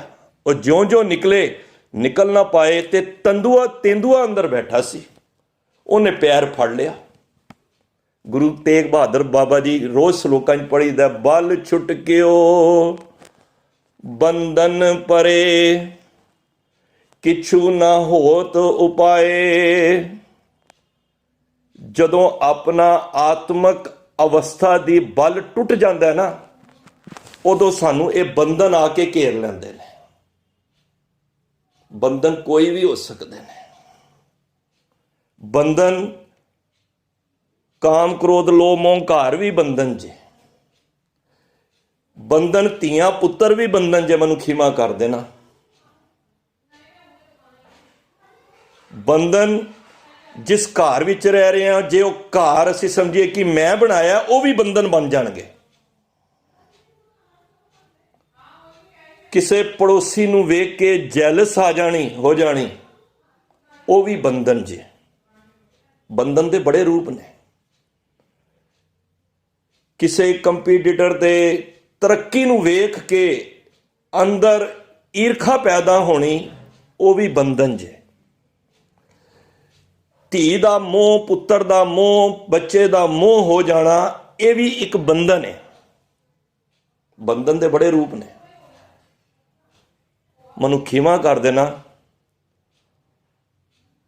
ਕਈ ਵਾਰੀ ਧਰਮ ਦੀ ਦੁਨੀਆ ਦੇ ਵਿੱਚ ਵੀ ਬੰਦਾ ਬੰਧਨ ਪੈ ਜਾਂਦੇ ਨੇ। ਮਾਰੇ ਕਹਿੰਦੇ ਨੇ ਕਰਮ ਧਰਮ ਪਾਖੰਡ ਜੋ ਦਿਸੈ। ਕਰ ਚੰਗੇ ਕਰਮ ਰਿਹਾ, ਪਰ ਉਹਦਾ ਅਹੰਕਾਰ ਹੋ ਜਾਣਾ ਵੀ ਇੱਕ ਬੰਧਨ ਜੇ। ਜਿਹਦੀ ਬਾਬਤ ਗੁਰੂ ਤੇਗ ਬਹਾਦਰ ਸਾਹਿਬ ਨੇ ਇੱਕ ਸ਼ਲੋਕ ਕਿਹਾ, ਤੀਰਥ ਬਰਤ ਅਰ ਦਾਨ ਕਰ। ਕੰਮ ਚੰਗੇ ਨੇ, ਤੀਰਥਾਂ ਤੇ ਜਾ ਰਿਹਾ, ਵਰਤ ਰੱਖ ਰਿਹਾ, ਦਾਨ ਕਰ ਰਿਹਾ। ਤੀਰਥ ਬਰਤ ਅਰ ਦਾਨ ਕਰ, ਮਨ ਮੇ ਧਰੇ ਗੁਮਾਨ। ਇੱਕ ਹੀ ਬੰਧਨ। ਨਾਨਕ ਨੇ ਫਲ ਜਾਤ ਤੈ, ਜਿਉ ਕੁੰਚਰ ਇਸ਼ਨਾਨ। ਦੇਖੋ, ਬੰਧਨ ਕਿਸੇ ਰੂਪ ਵਿੱਚ ਵੀ ਹੋ ਸਕਦਾ ਜੇ। ਜਦੋਂ ਬੰਧਨ ਪੈ ਜਾਂਦੇ ਨੇ ਨਾ, ਉਦੋਂ ਬਲ ਟੁੱਟ ਜਾਂਦਾ ਜੇ। ਉਸ ਹਾਥੀ ਨੂੰ ਕੀ ਹੋਇਆ? ਬਲ ਛੁੱਟ ਗਿਓ ਬੰਧਨ ਪਰੇ, ਕਿਛੂ ਨਾ ਹੋਤ ਉਪਾਏ। ਕਹੋ ਨਾਨਕ ਅਬ ਓਟ ਹਰ। ਹੁਣ ਕਿਹਦੀ ਓਟ ਲਈ? ਹਰੀ ਦੀ। ਜਦੋਂ ਬੰਦੇ ਦੇ ਸਾਰੇ ਵਸੀਲੇ ਹੀਲੇ ਸਭ ਖਤਮ ਹੋ ਜਾਂਦੇ ਨਾ, मैं होर थाओ नाही जिस पै करो बेनंती, मेरा दुख सुख तुझी पास। ਜਦੋਂ ਸਾਡੇ ਕੋਲ ਕੋਈ ਵਸੀਲਾ ਨਹੀਂ ਰਹਿੰਦਾ, ਅਸੀਂ ਫਿਰ ਕੀ ਕਹਿੰਦੇ ਹਾਂ? ਤੁਸੀਂ ਡਾਕਟਰ ਕੋਲ ਕਦੇ ਜਾਓ, ਮਰੀਜ਼ ਉਹਦੇ ਹੱਥੋਂ ਨਿਕਲ ਜਾਏ ਕੇਸ, ਉਹ ਕੀ ਕਹਿੰਦਾ ਹੈ? ਕਹਿੰਦਾ ਜਾਓ ਹੁਣ ਪਰਮਾਤਮਾ ਦੇ ਘਰ ਹੀ ਅਰਦਾਸ ਕਰੋ। ਹੁਣ ਉਸ ਹਾਥੀ ਨੂੰ ਤੇਂਦੂਏ ਨੇ ਫੜਿਆ ਹੋਇਆ ਸੀ ਔਰ ਹਾਥੀ ਮਹਿਸੂਸ ਕਰ ਰਿਹਾ ਸੀ ਕਿ ਮੇਰੀ ਹੁਣ ਮੌਤ ਲਾਜ਼ਮੀ ਹੈ। ਉਸ ਵੇਲੇ ਉਸਨੇ ਇੱਕ ਫੁੱਲ ਲਿਆ, ਜਿਉਂ ਹੀ ਫੁੱਲ ਲੈ ਕੇ ਉੱਤੇ ਸੁੰਡ ਕਰਕੇ ਪਰਮਾਤਮਾ ਵੱਲ ਇਸ਼ਾਰਾ ਕਰਕੇ ਕੀ ਕਿਹਾ ਕਿ ਕਹੋ ਨਾਨਕ ਅਬ ਓਟ ਹਰ। ਉਹਦੀ ਓਟ ਲਈ, ਆਸਰਾ ਲਿਆ, ਜਿਸ ਤਰ੍ਹਾਂ ਦ੍ਰੋਪਦੀ ਨੇ ਲਿਆ ਸੀ। ਗੱਜ ਜਿਉਂ ਹੋ ਸਹਾਏ। ਫਿਰ ਉਹ ਗੱਜ ਕੀ ਹੋਣ? ਹਾਥੀ ਜਿਹਦਾ ਬਲ ਛੁੱਟ ਗਿਆ ਸੀ, ਉਹਨੂੰ ਬੰਧਨ ਵਿਕਾਰਾਂ ਦੇ ਪੈ ਗਏ ਨੇ। ਸਾਡਾ ਵੀ ਇੱਕ ਸਰੀਰ ਹਾਥੀ ਏ, ਇਹਦੇ ਅੰਦਰ ਜਿਹੜੇ ਕਾਮ ਕ੍ਰੋਧ ਲੋਭ ਮੋਹ ਹੰਕਾਰ ਦੇ ਇਹ ਵੀ ਬੰਧਨ ਨੇ, ਇਹ ਜਕੜੇ ਪਏ ਨੇ। ਜਿਸ ਤਰ੍ਹਾਂ ਤੇਂਦੂਏ ਉਸ ਹਾਥੀ ਨੂੰ ਖਿੱਚੀ ਜਾ ਰਿਹਾ ਹੈ, ਸਾਡੀ ਵੀ ਆਤਮਕ ਬਲ ਨੂੰ ਇਹ ਤੇਂਦੂਆ ਖਿੱਚ ਰਿਹਾ ਵਿਕਾਰ। ਤਾਂ ਮਹਾਰਾਜ ਕਹਿੰਦੇ ਨੇ ਫਿਰ ਉਸ ਹਾਥੀ ਨੇ ਪੁਕਾਰ ਕੀਤੀ ਹਰੀ ਦੇ ਅੱਗੇ, ਉਸ ਫੁੱਲ ਨੂੰ ਅੱਗੇ ਭੇਟਾ ਕਰਕੇ। ਕਦੀ ਵੀ ਇਹ ਵੀ ਇੱਕ ਚੀਜ਼ ਵਿੱਚੋਂ ਆਉਂਦੀ ਹੈ ਕਿ ਕਦੀ ਵੀ ਅਰਦਾਸ ਕਰਨੀ ਹੋਏ ਤਾਂ ਖਾਲੀ ਨਾ ਕਰੋ, ਭਾਵੇਂ ਇੱਕ ਫੁੱਲ ਹੀ ਭੇਟਾ ਕਰ ਦਿਓ। ਗੁਰੂ ਘਰ ਵਿੱਚ ਜਾਣਾ ਹੋਵੇ ਨਾ, ਭਾਵੇਂ 2 ਦਾਤਨ ਹੀ ਲੈ ਜਾਓ। ਗੁਰੂ ਕੋਈ ਸਾਡੀ ਚੀਜ਼ਾਂ ਦਾ ਮੁਹਤਾਜ ਨਹੀਂ ਜੇ ਕੁਛ ਵੀ ਨਹੀਂ ਨਾ, ਸਾਨੂੰ ਮਹਾਂਪੁਰਖ ਕਹਿੰਦੇ ਸਨ ਇੱਕ ਪਾਠ ਜਪਜੀ ਸਾਹਿਬ ਦਾ ਕਰਕੇ ਹੀ ਗੁਰੂ ਦੇ ਚਰਨਾਂ ਵਿੱਚ ਜਾਇਆ ਕਰੋ। ਤੇ ਜਦ ਅਰਦਾਸ ਕੀਤੀ, ਗੱਜ ਜਿਉਂ ਹੋ ਸਹਾਏ, ਉਹ ਗੱਜ ਦੀ ਉਸ ਪਰਮਾਤਮਾ ਨੇ ਰੱਖਿਆ ਕਰ ਦਿੱਤੀ। ਕਿਉਂ? ਕਿਉਂਕਿ ਉਹਨੇ ਪਰਮਾਤਮਾ ਦੇ ਅੱਗੇ ਅਰਦਾਸ ਕੀਤੀ ਸੀ। ਇਹ ਨਹੀਂ ਕਿ ਸਾਰਾ ਕੁਝ ਪਰਮਾਤਮਾ ਦੇ ਹੱਥ ਹੈ, ਜੀਵਾਂ ਦੇ ਹੱਥ ਇੱਕ ਅਰਦਾਸ ਹੈ ਜੋ ਤੁਸੀਂ ਪਰਮਾਤਮਾ ਦੇ ਘਰ ਤੱਕ ਪਹੁੰਚਾਈ ਜਾਂਦੀ ਹੈ। ਤੇ ਫਿਰ ਕੀ ਹੋਇਆ? ਜਦ ਅਰਦਾਸ ਪਹੁੰਚੀ ਤੇ ਗੁਰੂ ਸਾਹਿਬ ਕਹਿੰਦੇ ਨੇ ਬਲ ਹੋਆ ਬੰਧਨ ਛੁਟੇ। ਬਲ ਆ ਗਿਆ। ਜਿਹੜੇ ਵਿਕਾਰਾਂ ਦੇ ਬੰਧਨ ਸਨ, ਜਿਹੜੇ ਤੇਂਦੂਏ ਨੇ ਪਕੜਿਆ ਹੋਇਆ ਸੀ, ਮਹਾਰਾਜ ਕਹਿੰਦੇ ਨੇ ਸਭ ਕਿਛ ਹੋ ਤੇ ਉਪਾਏ। ਉਹਦਾ ਉਪਾਅ ਨਿਕਲ ਆਇਆ। ਕਿਉਂ? ਕਿਉਂਕਿ ਜਦ ਐਪਲੀਕੇਸ਼ਨ ਸਾਡੀ ਉਸ ਪ੍ਰਭੂ ਪਰਮਾਤਮਾ ਦੇ ਘਰ ਲੱਗਦੀ ਹੈ ਨਾ, ਜਦੋਂ ਤੁਸੀਂ ਅੰਮ੍ਰਿਤ ਵੇਲੇ ਜਾ ਕੇ ਗੁਰੂ ਦੇ ਚਰਨਾਂ ਵਿੱਚ ਬਾਣੀ ਪੜ੍ਹ ਕੇ ਜਦੋਂ ਅਰਦਾਸ ਕਰਦੇ ਹੋ ਨਾ, ਇਹ ਸਿੱਧੀ ਧੁਰ ਪਰਮਾਤਮਾ ਦੇ ਘਰ ਪਹੁੰਚਦੀ ਹੈ। ਫਿਰ ਮਹਾਰਾਜ ਕਹਿੰਦੇ ਨਾਨਕ ਸਭ ਕਿਛ ਤੁਮਰੇ ਹਾਥ ਮੈਂ, ਤੁਮ ਹੀ ਹੋਤ ਸਹਾਏ। ਫਿਰ ਉਹ ਰੱਖਿਆ ਕਰਦਾ ਹੈ, ਫਿਰ ਉਹ ਸਹਾਈ ਹੁੰਦਾ ਹੈ। ਤਾਂ ਗੁਰੂ ਸਾਹਿਬ ਇੱਥੇ ਇਸ ਤਰ੍ਹਾਂ ਦਾ ਖਿਆਲ ਦੇ ਰਹੇ ਨੇ ਕਿ ਭਾਈ ਜਦੋਂ ਬੰਦੇ ਦੇ ਅੰਦਰ ਕੁਝ ਵੀ ਨਾ ਹੋਵੇ, ਉਹ ਗੁਰੂ ਦੇ ਅੱਗੇ ਅਰਦਾਸ ਕਰੇ, ਸੱਚੇ ਪਿਤਾ ਕਿ ਮੈਂ ਤੁਹਾਡੇ ਚਰਨਾਂ ਵਿੱਚ ਇੱਕ ਅਰਦਾਸ ਬੇਨਤੀ ਕਰ ਰਿਹਾ ਵਾਂ। ਇਹ ਨਹੀਂ ਕਿ ਪਰਮਾਤਮਾ ਦੇ ਹੱਥ ਸਭ ਕੁਝ ਹੈ ਤੇ ਅਸੀਂ ਮਾੜੇ ਚੰਗੇ ਕੰਮ ਕਰੇ ਜਾਈਏ ਔਰ ਇਹ ਸਾਰਾ ਸ਼੍ਰੇ ਪਰਮਾਤਮਾ ਨੂੰ ਦੇਈ ਜਾਈਏ। ਨਹੀਂ, ਸਾਡੇ ਹੱਥ ਵਿੱਚ ਅਰਦਾਸ ਹੈ, ਉਦਮ ਹੈ, ਉਪਰਾਲਾ ਹੈ। ਅਸੀਂ ਉਪਰਾਲਾ ਕਰਨਾ ਹੈ। ਜਦੋਂ ਅਸੀਂ ਉਪਰਾਲਾ ਕਰਾਂਗੇ, ਹਾਂ ਇਹ ਗੱਲ ਹੁਣ ਮਾਇਨੇ ਰੱਖਦੀ ਹੈ ਕਿ ਉਹ ਸਾਡਾ ਉਦਮ ਚੰਗਾ ਵੇ ਕਿ ਮਾੜਾ ਹੈ। ਜੇ ਮਾੜਾ ਕਦਮ ਅਸੀਂ ਚੱਕਿਆ, ਜਿਹਾ ਬੀਜੈ ਸੋ ਲੂਣੈ, ਕਰਮਾ ਸੰਦੜਾ ਖੇਤ। ਇਸ ਖੇਤੀ ਸਰੀਰ ਰੂਪੀ ਖੇਤੀ ਵਿੱਚ ਅਗਰ ਮੈਂ ਕਿੱਕਰ ਬੋ ਰਿਹਾ, ਫਰੀਦਾ ਲੋੜੇ ਦਾਖ ਬਿਜੋਰੀਆਂ, ਕਿੱਕੜ ਬੀਜੇ ਜੱਟ, ਹੰਡੇ ਉੰਡ ਕਟਾਇੰਦਾ ਪੈਂਦਾ ਲੋੜੇ ਪੱਟ। ਅਗਰ ਕੋਈ ਕਿੱਕਰ ਬੋ ਕੇ ਤੇ ਉਹ ਬਿਜੋਰ ਦੇ ਮਿੱਠੇ ਅੰਗੂਰਾਂ ਦੀ ਆਸ ਕਿਵੇਂ ਰੱਖੀ ਜਾ ਸਕਦੀ ਹੈ? ਜੇ ਮੈਂ ਮਾੜੇ ਕੰਮ ਕਰਕੇ ਪਹਿਲਾਂ ਆਪਣਾ ਕਦਮ ਕਰਕੇ ਤੇ ਕਹਾਂ ਕਿ ਪਰਮਾਤਮਾ ਦੀ ਮੌਜ ਉਹ ਕਰਵਾ ਰਿਹਾ ਮਾੜੇ ਕੰਮ, ਨਹੀਂ ਭਾਈ, ਪਰਮਾਤਮਾ ਨੇ ਕੋਈ ਮਾੜਾ ਕੰਮ ਨਹੀਂ ਕਰਾਇਆ। ਇਹ ਸਾਡਾ ਸ਼ਾਤਰ ਦਿਮਾਗ ਕੰਮ ਕਰਦਾ ਹੈ। ਰੱਬ ਨੇ ਕੋਈ ਸ਼ਰਾਬ ਦੇ ਪੌਦੇ ਨਹੀਂ ਲਾਏ, ਰੱਬ ਨੇ ਤੇ ਅੰਗੂਰ ਪੈਦਾ ਕੀਤੇ ਨੇ, ਅੰਗੂਰ ਸਾਡੀ ਸਿਹਤ ਵਾਸਤੇ। ਇਹ ਤੇ ਸਾਡੀ ਚਲਾਕੀ ਸ਼ਾਤਿਰ ਦਿਮਾਗ ਨੇ ਅਸੀਂ ਉਹਦੀ ਸ਼ਰਾਬ ਬਣਾ ਕੇ, ਉਹਨੂੰ ਮਦ ਬਣਾ ਕੇ ਨਸ਼ਾ ਬਣਾ ਦਿੱਤਾ। ਰੱਬ ਨੇ ਕੋਈ ਨਸ਼ਾ ਨਹੀਂ ਬਣਾਇਆ। ਰੱਬ ਨੇ ਜੇ ਕੋਈ ਨਸ਼ੇ ਦੇ ਪੌਦੇ ਵੀ ਲਾਏ ਨੇ, ਉਹਦੇ ਵਿੱਚ ਵੀ ਜੜੀਆਂ ਬੂਟੀਆਂ ਸੀ ਸਰੀਰ ਨੂੰ ਠੀਕ ਕਰਨ ਵਾਸਤੇ। ਦੇਖੋ, ਹਰ ਚੀਜ਼ ਇੱਕ ਦਾਇਰੇ ਵਿੱਚ ਹੁੰਦੀ ਹੈ। ਇਹ ਜਿੰਨੇ ਕਾਮ ਕ੍ਰੋਧ ਲੋਭ ਮੋਹ ਹੰਕਾਰ ਨੇ, ਕਦੀ ਨਾ ਕਿਆ ਕਰੋ ਨਿਕਲ ਜਾਓ। ਇਹ ਪਾਏ ਰੱਬ ਨੇ ਤਾਂ ਨੇ, ਇਹਨੂੰ ਕੱਢਣਾ ਨਹੀਂ ਹੈ, ਇਹਨਾਂ ਨੂੰ ਵਸ ਕਰਨਾ ਹੈ। ਕਾਮ ਦੀ ਲਿਮਿਟੇਸ਼ਨ ਹੈ। ਲੋਭ ਜ਼ਰੂਰਤ ਤੋਂ ਜ਼ਿਆਦਾ ਹੋਣਾ ਉਹ ਹਲਕਣ ਵਾਲੀ ਗੱਲ ਹੈ। ਕ੍ਰੋਧ ਨਹੀਂ ਹੋਏਗਾ ਵੀ ਰਸ ਕਿੱਥੋਂ ਆਏਗਾ। ਕ੍ਰੋਧ ਵੀ ਜ਼ਿਆਦਾ ਹੋਣਾ ਉਹ ਵੀ ਇੱਕ ਜ਼ੁਲਮ ਦੀ ਕਹਿਰ ਮਚਾਉਣ ਵਾਲੀ ਅਵਸਥਾ ਆਉਂਦੀ ਹੈ।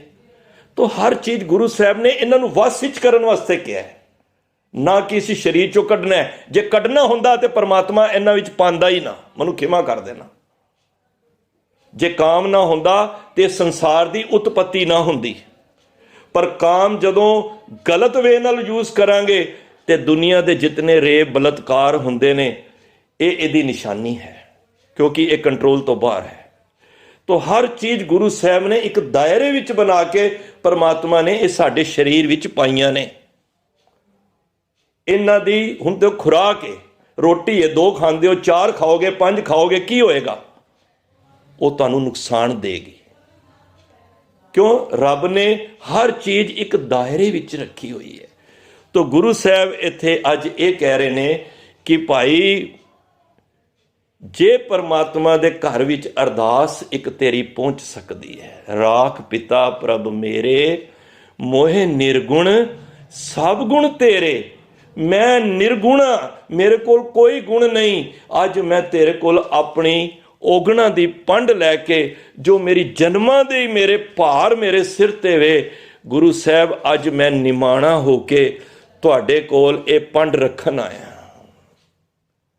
ਜਦੋਂ ਤੁਸੀਂ ਨਿਮਾਣੇ ਹੋ ਕੇ ਟੈਬ ਕੇ ਗੱਲ ਕਰੋਗੇ ਨਾ, ਤੇ ਗੁਰੂ ਸਾਹਿਬ ਪਤਾ ਕੀ ਕਰਦੇ ਨੇ?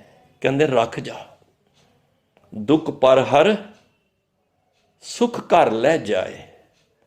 ਹੁਣ ਤੂੰ ਇੱਥੋਂ ਦੀ ਦੁੱਖਾਂ ਦੀ ਪੰਡ ਰੱਖ ਦੇ, ਔਗਣਾਂ ਦੀ ਪੰਡ ਰੱਖ ਦੇ, ਇੱਥੋਂ ਦੀ ਸੁੱਖ ਲੈ ਕੇ ਚਲਾ ਜਾ। ਪਰ ਕਦੋਂ? ਜਦੋਂ ਉਹ ਸੁੱਖ ਮੰਗਣ ਵਾਸਤੇ ਆਏਗਾ, ਜਦੋਂ ਅਰਦਾਸ ਕਰੇਗਾ। ਪਰ ਮਹਾਰਾਜ ਕਹਿੰਦੇ ਨੇ, ਮੋਹਿ ਨਿਰਗੁਣ ਸਭ ਗੁਣ ਤੇਰੇ, ਪੰਚ ਬਿਖਾਦੀ ਏਕ ਗਰੀਬਾ। ਇਹ 5 ਨੇ, ਮੈਂ ਗਰੀਬ ਇੱਕ ਹਾਂ। ਦੇਖੋ, ਘਰ ਵਿੱਚ ਇੱਕ ਚੋਰ ਆ ਜਾਏ ਤਾਂ ਘਰ ਖਾਲੀ ਕਰ ਜਾਂਦਾ ਹੈ। ਚੋਰ ਆ ਜਾਏ ਕਦੀ, ਜਿਸ ਘਰ ਵਿੱਚ ਇਸ ਦੇਹੀ ਅੰਦਰ 5 ਚੋਰ ਵਸੈ, 5 ਨੇ, ਕਾਮ ਕ੍ਰੋਧ ਲੋਭ ਮੋਹ ਹੰਕਾਰਾ, ਇਹ 5 ਪਏ ਹੋਏ ਨੇ। ਅੰਮ੍ਰਿਤ ਲੁੱਟੈ, ਉਹ ਰੋਜ਼ ਸਾਡੀ ਅੰਮ੍ਰਿਤ ਵਰਗੀ ਬਖਸ਼ਿਸ਼ ਨੂੰ ਲੁੱਟਦੇ ਪਏ ਨੇ। ਮਨਮੁਖ ਨਾ ਬੁੱਝੈ, ਕੋਈ ਨਾ ਸੁਣੇ ਪੁਕਾਰਾ। ਪਰ ਮਨਮੁਖ ਜਿਹੜੇ ਹੁੰਦੇ ਨੇ, ਜਿਹੜੇ ਆਪਣੇ ਮਨ ਦੇ ਹਿਸਾਬ ਨਾਲ ਚੱਲਦੇ ਨੇ, ਮਨ ਨੂੰ ਸਾਹਮਣੇ ਰੱਖ ਕੇ, ਮੁਖ ਨੂੰ ਸਾਹਮਣੇ ਰੱਖ ਕੇ ਆਪਣੀ ਮੈਂ ਨੂੰ ਲੈ ਕੇ ਚੱਲਦੇ ਨੇ, ਉਹ ਲੁੱਟੇ ਜਾ ਰਹੇ ਨੇ। ਇੱਕ ਰੋਗ ਕਿਸੇ ਨੂੰ ਲੱਗ ਜਾਏ ਨਾ, ਗੁਰਬਾਣੀ ਵਿੱਚ ਇੱਕ ਪੰਕਤੀ ਆਉਂਦੀ ਹੈ, ਮ੍ਰਿਗ, ਮੀਨ, ਭ੍ਰਿੰਗ, ਪਤੰਗ, ਕੁੰਚਰ, ਏਕ ਦੋਖ ਵਿਨਾਸ਼। ਇਹ 5 ਨੇ, ਇਹਨਾਂ ਨੂੰ ਇੱਕ ਰੋਗ ਲੱਗਿਆ ਤੇ ਉਹਨਾਂ ਨੂੰ ਜ਼ਿੰਦਗੀ ਤਬਾਹ ਹੋ ਗਈ ਇਹਨਾਂ ਦੀ। ਮ੍ਰਿਗ, ਸਭ ਤੋਂ ਪਹਿਲਾਂ ਮ੍ਰਿਗ, ਹਿਰਨ। ਹਿਰਨ ਨੂੰ ਕੀ ਰੋਗ ਹੈ? ਕੰਡੇ ਹੇੜੇ ਦਾ। जिस तरह मटके नूं उत्ते चमड़ा लेप के ते वो वजांदे ने, तो इतनी सुरीली आवाज़ सुर निकलदा उहदे विचों जदों वजांदे ने। ते हिरन कित्थे भी हुंदा है उहनूं सुनन दा चस्का है, तो वो इतना मगन हो जाता है, वो आप शिकारी कोल चल के आ जाता है ते शिकारी फिर उन्होंने फड़ लैंदा है। साडी भी हालत यही है, सानू भी गंदे गीत माड़े गीत बड़े सोहने लगते हैं, सानू भी सुनन दा, किसी दी निंदा सुनन दा बड़ा चस्का है। गंदन वैन सुने उरजावे नाम लै तलकाया। सानू गंदे गीत होण ना किन्ने असीं झूम झूम के सुनने आ, किसी दी निंदा हो रही होवे पता ही नहीं लगता, वाह भाई बड़ा मज़ा आ रहा है। मृग नूं एक सुनन दा चस्का सी जिहदे करके उन्हां अपना जीवन तबाह कर दिता। मीन मच्छी, मच्छी नूं पता की है, मच्छी नूं एक जबान दा चस्का। शिकारी की करदा है, शिकारी एक रस्सी नाल अगे एक लकड़ जी लगा के उहदे उत्ते मांस का टुकड़ा लगा दिंदा है ते जो पानी विच सुट के साइड ते बह जाता है। मच्छी नूं जबान का चस्का है। कई बंदे देखो सारी उम्र खाण दा ही पिया हुंदा है, सवेर तो शाम खांदे ही रहिंदे ने। सवेर हुंदी है जी नाश्ता, फिर रोटी की बनेगी जी, फिर घंटे बाद फिर कुछ, खांदियां खांदियां मूँह घटा, पैणदियां सब अंग नानक त्रिग तिन्हां दा जीविया जिन सच न लागो रंग। खा खा के पता नहीं खाए खाए करे बदफैली, जान विसू की वाड़ी जियो। कहीं तो खा खा के मूँह घट ही गया, मूँह भी घिस गया, पर अज भी खान का चस्का है। एक चस्के करके मच्छी महाराज कहते ने वो अपने जीवन नूं खराब कर दिंदी है ना, उन्होंने इतनी मस्त हो जाती है उस खान दे चस्के विच। साडी भी यही हालत है। महाराज कह रहे ने इन्हों तो एक एक रोग है, ये जिन्ने पंजो रोग ने सानू सारे चमड़े हुए ने, तू कित्थों बचेगा, कित्थों बचेगा मना। साडा भी चित्त करता है कि जदों चटपटे स्वाद आन ना, ये भी खा लो, ये भी खा लो। खा खा के खात पीत खेलत हसत भरमे जन्म अनेक, भवजल ते काडो प्रभु नानक तेरी टेक। अरदास बेनती करया करो बई खांदियां पींदियां ते जन्म ही लंघ गए ने। खात पीत खेलत हसत भरमे जन्म अनेक, भवजल ते काडो प्रभु नानक तेरी टेक। मैं खा खा के अपने जीवन नूं पता नहीं कितना कुछ मैं खा बैठा, इत्थों तक मैं लोगों की निंदा कर करके जो जबान दुनिया दे रस खस नहीं खाती उन्नी निंदा कर करके खा जाती है। ये भी एक रस जे, किसी जी निंदा करनी ये भी गंद खाण वाली बराबर है। कोशिश करो जे सत संगत करते हो, सानू महापुरख कहते सन किसी की निंदा हो रही होवे ना, उतों कन्नी कतरा जाया करो, कुछ मैनू कम चेते हो गया है, क्योंकि पापां दे भागी तुसी भी नाल बन जाओगे जिहड़े सुनते हैं। तुसी देखो जो कोई जुआरी जुआ खेड रहा होंदा है ना, उस वेले जो फड़न आते हैं ना बंदे, वो खेलन वाले तो फड़ते हैं, जिहड़े वेख रहे होंदे ने उन्होंने भी मार मारते हैं, क्योंकि स्वाद वो भी लै रहे हैं। तो गुरु साहब कहते हैं एक मच्छी एक जबान के चस्के विचे अपने जीवन की बाजी ला देंदी है। ये सानू संबोधित कर रही है। मच्छी मत सोचो कि मार, मच्छी तो पता ही नहीं होना गुरबाणी च मेरी गल हो रही है। गुरु साहब उदाहरण दे के सानू समझा रहे ने। मच्छी विचारी तो पता ही नहीं, हिरन नूं तो पता ही नहीं होना कि गुरु अर्जन देव महाराज साडी वास्ते, गुरु अर्जन नानक पातशाह साडी बाणी साडे वास्ते उचार रहे ने, वो साडे वास्ते उचार रहे ने। उदाहरण किसे दा दे के समझा सानू रहे ने। मृग मीन भृंग, भृंग भवरा, इनू की है, इनू सुंघण दा ਸਮੈਲ ਦਾ ਬੜਾ ਸ਼ੌਂਕ ਹੈ। ਕਮਲ ਹੁੰਦਾ ਨਾ, ਕਮਲ ਦਾ ਫੁੱਲ, ਜਦ ਸਵੇਰ ਹੁੰਦੀ ਨਾ, ਸੂਰਜ ਦੀ ਟਿੱਕੀ ਨਿਕਲਦੀ, ਪੂਰਾ ਖਿਲ ਜਾਂਦਾ ਹੈ। ਤੇ ਇਹ ਆਂਦਾ, ਇਹ ਸੁਗੰਧੀ ਲੈਂਦਾ। ਭਾਈ ਤੂੰ ਲੈ ਸੁਗੰਧੀ। ਦੇਖੋ ਗੁਰੂ ਸਾਹਿਬ ਨੇ ਖਾਣ ਨੂੰ ਮਨਾ ਨਹੀਂ ਕੀਤਾ। ਬਾਬਾ ਹੋਰ ਖਾਣਾ ਖੁਸ਼ੀ ਖੁਆਰ, ਮਾਰੇ ਨੇ ਸੁਣਨ ਨੂੰ ਮਨਾ ਨਹੀਂ ਕੀਤਾ, ਪਰ ਸੁਣਨਾ ਕੀ ਹੈ? ਹਰ ਜਸ ਸੁਣਿਆ ਉਹ ਸੁਣਨਾ। ਕੋਈ ਚੀਜ਼ ਮਨਾ ਨਹੀਂ ਹੈਗੀ, ਪਰ ਜ਼ਰੂਰਤ ਤੋਂ ਜ਼ਿਆਦਾ ਮਹਾਰਾਜ ਸਾਨੂੰ ਸਮਝਾਣਾ ਕਰ ਰਹੇ ਨੇ। ਤੇ ਭਰਿੰਗ ਨੂੰ ਕੀ ਹੈ? ਭਰਿੰਗ ਨੂੰ ਨਾਸਕਾ ਦਾ ਇੱਕ ਰੋਗ ਹੈ। ਕਈਆਂ ਨੂੰ ਸੁਗੰਧੀ ਲੈਣ ਦਾ ਬੜਾ ਰੋਗ ਹੁੰਦਾ ਜੇ। ਦੇਖੋ, ਜੇ ਤੇ ਅਸੀਂ ਫੁੱਲਾਂ ਦੇ ਬਾਗ ਤੇ ਜਾ ਰਹੇ ਹਾਂ, ਸੁਗੰਧੀ ਲੈ ਰਹੇ ਹਾਂ, ਤੇ ਠੀਕ ਹੈ। ਜੇ ਮਸਤ ਹੋ ਗਏ ਆ, ਜਿਹੜੀ ਮੱਖੀ ਹੁੰਦੀ ਹੈ ਨਾ, ਮੈਨੂੰ ਯਾਦ ਆਇਆ ਮੱਖੀ, ਮੈਨੂੰ ਪੰਕਤੀ ਯਾਦ ਨਹੀਂ ਆ ਰਹੀ ਗੁਰਬਾਣੀ ਵਿੱਚ। ਮੱਖੀ ਜਦ ਤੱਕ ਗੁੜ ਦੇ ਉੱਤੇ ਬੈਠ ਕੇ ਰਸ ਲੈ ਰਹੀ ਹੈ ਤੇ ਵਧੀਆ ਹੈ, ਜਦ ਵਿੱਚ ਖੁੱਬਦੀ ਹੈ ਨਾ, ਤੇ ਉਹ ਫਿਰ ਮਾਰੀ ਜਾਂਦੀ ਹੈ, ਕਿਉਂਕਿ ਉਹਨੂੰ ਸਵਾਦ ਆ ਜਾਂਦਾ। ਉਹ ਗੁਰੂ ਸਾਹਿਬ ਕਹਿੰਦੇ ਨੇ ਅਸੀਂ ਇਹਦਾ ਸਵਾਦ ਲੈਣਾ, ਨਾ ਕਿ ਇਹਦੇ ਵਿੱਚ ਖੁੱਬਣਾ ਨਹੀਂ ਹੈ। ਉਹ ਕਮਲ ਤੇ ਆ ਕੇ ਭਵਰਾ ਬਹਿ ਜਾਂਦਾ ਹੈ, ਉਹ ਸੁਗੰਧ ਵਿੱਚ ਇੰਨਾ ਮਸਤ ਹੋ ਜਾਂਦਾ ਹੈ, ਇੰਨਾ ਮਸਤ ਹੋ ਜਾਂਦਾ ਹੈ, ਉਹਨੂੰ ਪਤਾ ਹੀ ਨਹੀਂ ਹੁੰਦਾ। ਸ਼ਾਮ ਢਲਦੀ ਹੈ, ਸੂਰਜ ਦੀ ਟਿੱਕੀ ਢਲਦੀ ਹੈ, ਸੂਰਜ ਛਪਦਾ ਹੈ, ਨਾਲ ਹੀ ਉਹਦੀਆਂ ਪੰਖੜੀਆਂ ਬੰਦ ਹੋਈ ਜਾਂਦੀਆਂ ਨੇ, ਪਰ ਉਹ ਸੁਗੰਧੀ ਵਿੱਚ ਇੰਨਾ ਮਸਤ ਹੋਈ ਜਾਂਦਾ, ਇੰਨਾ ਮਸਤ ਹੋਈ ਜਾਂਦਾ ਹੈ, ਉਹ ਵੀ ਨਾਲ ਹੀ ਉਹਦਾ ਜੀਵਨ ਹੀ ਖਤਮ ਹੋ ਜਾਂਦਾ ਹੈ। ਅਸੀਂ ਵੀ ਦੁਨੀਆ ਦੀਆਂ ਸੁਗੰਧੀਆਂ ਦੇ ਵਿੱਚ, ਅਸੀਂ ਵੀ ਵਿਕਾਰ ਦੀ ਦੁਨੀਆ ਵਿੱਚ ਮਸਤ ਹੋਏ ਪਏ ਹਾਂ। ਮ੍ਰਿਗ, ਮੀਨ, ਭਰਿੰਗ, ਪਤੰਗ, ਪਤੰਗਾ ਜਿਹਨੂੰ ਮੱਛਰ ਵੀ ਕਹਿ ਲਓ, ਇਹਨੂੰ ਕੀ ਸ਼ੌਂਕ ਹੈ? ਇਹਨੂੰ ਵੇਖਣ ਦਾ ਸ਼ੌਂਕ ਹੈ। ਇਹ ਲਾਟ ਹੁੰਦੀ ਨਾ, ਲਾਟ, ਜਿਸ ਤਰ੍ਹਾਂ ਕੋਈ ਮੋਮਬੱਤੀ ਤੇ ਜਾਂ ਦੀਵਾ ਚੱਲ ਰਿਹਾ ਹੁੰਦਾ, ਇਹ ਆਸ-ਪਾਸ ਘੁੰਮਦਾ ਹੁੰਦਾ, ਇਹਨੂੰ ਵੇਖਣ ਦਾ ਚਸਕਾ ਹੈ। ਜਿਸ ਤਰ੍ਹਾਂ ਇਹ ਸਾਡੇ ਵਾਸਤੇ ਵੇ, ਪਰਾਈ ਔਰਤ ਤੇ ਪਰਾਈ ਔਰਤ ਵਾਸਤੇ, ਪਰਾਇਆ ਮਰਦ, ਦੋਨਾਂ ਵਾਸਤੇ, ਮਤਲਬ ਕਿਸੇ ਦਾ ਰੂਪ ਵੇਖ ਕੇ ਮੋਹਿਤ ਹੋ ਜਾਣਾ, ਔਰ ਅੰਤਰ ਰੂਪੀ ਗੁਪਤ ਰੂਪ ਵਿੱਚ ਉਸ ਨੂੰ ਭੋਗਣਾ।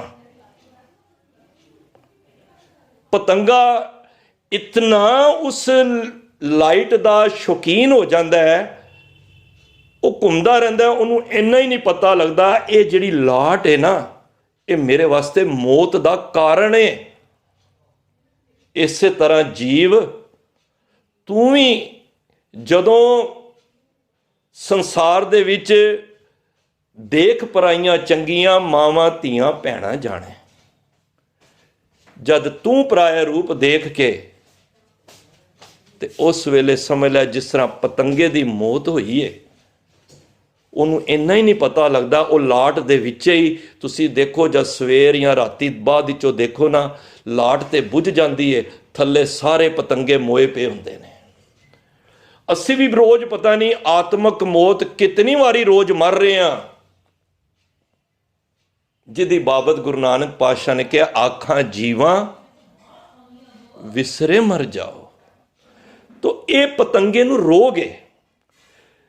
ਮ੍ਰਿਗ, ਮੀਨ, ਭਰਿੰਗ, ਪਤੰਗ, ਕੁੰਚਰ, ਕੁੰਚਰ ਕਹਿੰਦੇ ਨੇ ਹਾਥੀ ਨੂੰ। ਹਾਥੀ ਨੂੰ ਕਾਮ ਵਾਸਨਾ ਦਾ ਰੋਗ ਹੈ। ਕਾਲ ਫੂਸ ਕੀ ਹਸਨੀ ਮਨ ਬੋਰਾ ਰੇ। ਉਹ ਹਾਥੀ ਸਭ ਤੋਂ ਵੱਡਾ ਕਾਮੀ ਮੰਨਿਆ ਗਿਆ ਹੈ। ਵੈਸੇ ਕਾਮੀ ਤੋਂ ਭਾਵ ਹੁੰਦਾ ਕਾਮਨਾ, ਜਿਹਨੂੰ ਜ਼ਿਆਦਾ ਕਾਮਨਾ ਰੱਖੀਆਂ ਹੋਣ, ਇੱਛਾਵਾਂ ਰੱਖੀਆਂ ਹੋਣ, ਤੇ ਉਹ ਹਾਥੀ ਨੂੰ ਫੜਨਾ ਹੋਵੇ ਨਾ, ਉਹਨਾਂ ਨੇ ਕੀ ਕਰਦੇ ਨੇ, ਉਹ ਮਹਾਵਤ, ਉਹ ਇੱਕ ਕਾਗਜ਼ ਦੀ ਨਾ ਹਥਨੀ ਬਣਾ ਕੇ ਨਾ, ਉਹਨੂੰ ਇਸ ਤਰ੍ਹਾਂ ਪੇਸ਼ ਉਹਦੇ ਸਾਹਮਣੇ ਕਰਦੇ ਨੇ, ਜੋ ਹੀ ਹਾਥੀ ਕਾਮਵਸ ਹੋਇਆ ਉਸ ਹਥਨੀ ਕੋਲ ਆਉਂਦਾ ਨਾ, ਉਹਦੇ ਵਿੱਚ ਉਹਨਾਂ ਨੇ ਉੱਤੇ ਪੱਤਰ ਰੱਖ ਕੇ ਨਾ, ਥੱਲੇ ਖੂਹ ਹੁੰਦਾ, ਟੋਇਆ ਰੱਖਿਆ ਹੁੰਦਾ, ਟੋਇਆ ਕੱਟ ਕੇ, ਟੋਇਆ ਗੱਡਿਆ ਹੁੰਦਾ, ਤੇ ਸਾਹਮਣੇ ਉਹ ਕਾਲਪੂ ਜਿਹੜੀ ਹਥਨੀ ਹੁੰਦੀ ਹੈ, ਜਿਹੜੀ ਬਣਾਈ ਹੁੰਦੀ ਹੈ ਕਾਗਜ਼ ਦੀ, ਹਾਥੀ ਉਸ ਨੂੰ ਵੇਖ ਕੇ ਮੋਹਿਤ ਹੋ ਕੇ ਜਿਉਂ ਹੀ ਭੱਜਦਾ, ਜਿਉਂ ਹੀ ਖੱਡੇ ਦੇ ਕੋਲ ਆਉਂਦਾ, ਪੈਰ ਵਿੱਚ ਫਸਦਾ ਤੇ ਉਹ ਖੱਡੇ ਦੇ ਵਿੱਚ ਵੜ ਜਾਂਦਾ, ਤੇ ਫਿਰ ਮਹਾਵਤ ਕੀ ਕਰਦਾ, ਉਹਨੂੰ ਕਿੰਨੇ ਦਿਨ ਭੁੱਖਾ ਰੱਖਦਾ ਹੈ। ਜਿਉਂ ਭੁੱਖਾ ਰੱਖਦਾ ਹੈ, ਇੰਨਾ ਭੁੱਖਾ ਰੱਖਦਾ ਹੈ, ਉਹਨੂੰ ਇੰਨਾ ਅਧੀਨ ਬਣਾ ਦਿੰਦਾ ਹੈ। ਫਿਰ ਉਹ ਸਾਰੀ ਉਮਰ ਹਸਤੀ ਸਿਰ ਜਿਉਂ ਅੰਕਸ ਹੈ, ਐਰਨ ਜਿਉਂ ਸਿਰ ਦੇ, ਗੁਰਬਾਣੀ ਦੇ ਅੰਦਰ ਆਉਂਦਾ ਹੈ। ਕਈ ਵਾਰੀ ਹੁਕਮਨਾਮਾ ਵਿੱਚ ਵੀ ਆਪ ਸਰਵਨ ਕਰਦੇ ਹੋ। ਉਹ ਮਹਾਵਤ ਕੀ ਕਰਦਾ ਹੈ, ਫਿਰ ਉਸ ਕੁੰਡੇ ਦੇ ਬਲ ਦੇ ਨਾਲ ਸਾਰੀ ਉਮਰ ਉਸ ਹਾਥੀ ਨੂੰ ਆਪਣੇ ਅਧੀਨ ਕਰ ਲੈਂਦਾ, ਜਿਹੜਾ ਇਤਨਾ ਵੱਡਾ ਜਾਨਵਰ, ਜਿਹੜਾ ਕਿਸੇ ਦੇ ਵਸ ਨਹੀਂ ਆਉਂਦਾ, ਪਰ ਉਹ ਕਾਮ ਵਾਸਨਾ ਕਰਕੇ ਉਹ ਅਧੀਨ ਹੋ ਕੇ ਟਕੇ ਟਕੇ ਦੇ ਵਾਸਤੇ ਲੋਕਾਂ ਦੇ ਦੁਆਰੇ ਜਾ ਕੇ ਮੰਗਦਾ ਹੈ। ਜਦੋਂ ਹਾਥੀ ਆਉਂਦਾ, ਦੇਖੋ ਕਿਵੇਂ ਕੁੱਤੇ ਭੌਂਕ ਰਹੇ ਹੁੰਦੇ ਨੇ, ਲੋਕੀ ਫਿਰ ਮੱਥਾ ਪੈਸੇ ਟੇਕਦੇ, ਜੋ ਵੀ ਹੈ। ਉਹ ਇੱਕ ਸਿਰਫ ਉਹਨੂੰ ਕਾਮ ਵਾਸਨਾ ਕਰਕੇ ਉਹ ਅਧੀਨ ਹੋ ਕੇ ਉਸ ਮਹਾਵਤ ਨੂੰ ਉਹਦੀ ਰੋਜੀ ਰੋਟੀ ਦਾ ਕਾਰਨ ਬਣ ਜਾਂਦਾ ਹੈ, ਆਪਣੇ ਜੀਵਨ ਨੂੰ ਤਬਾਹ ਕਰ ਦਿੰਦਾ ਹੈ।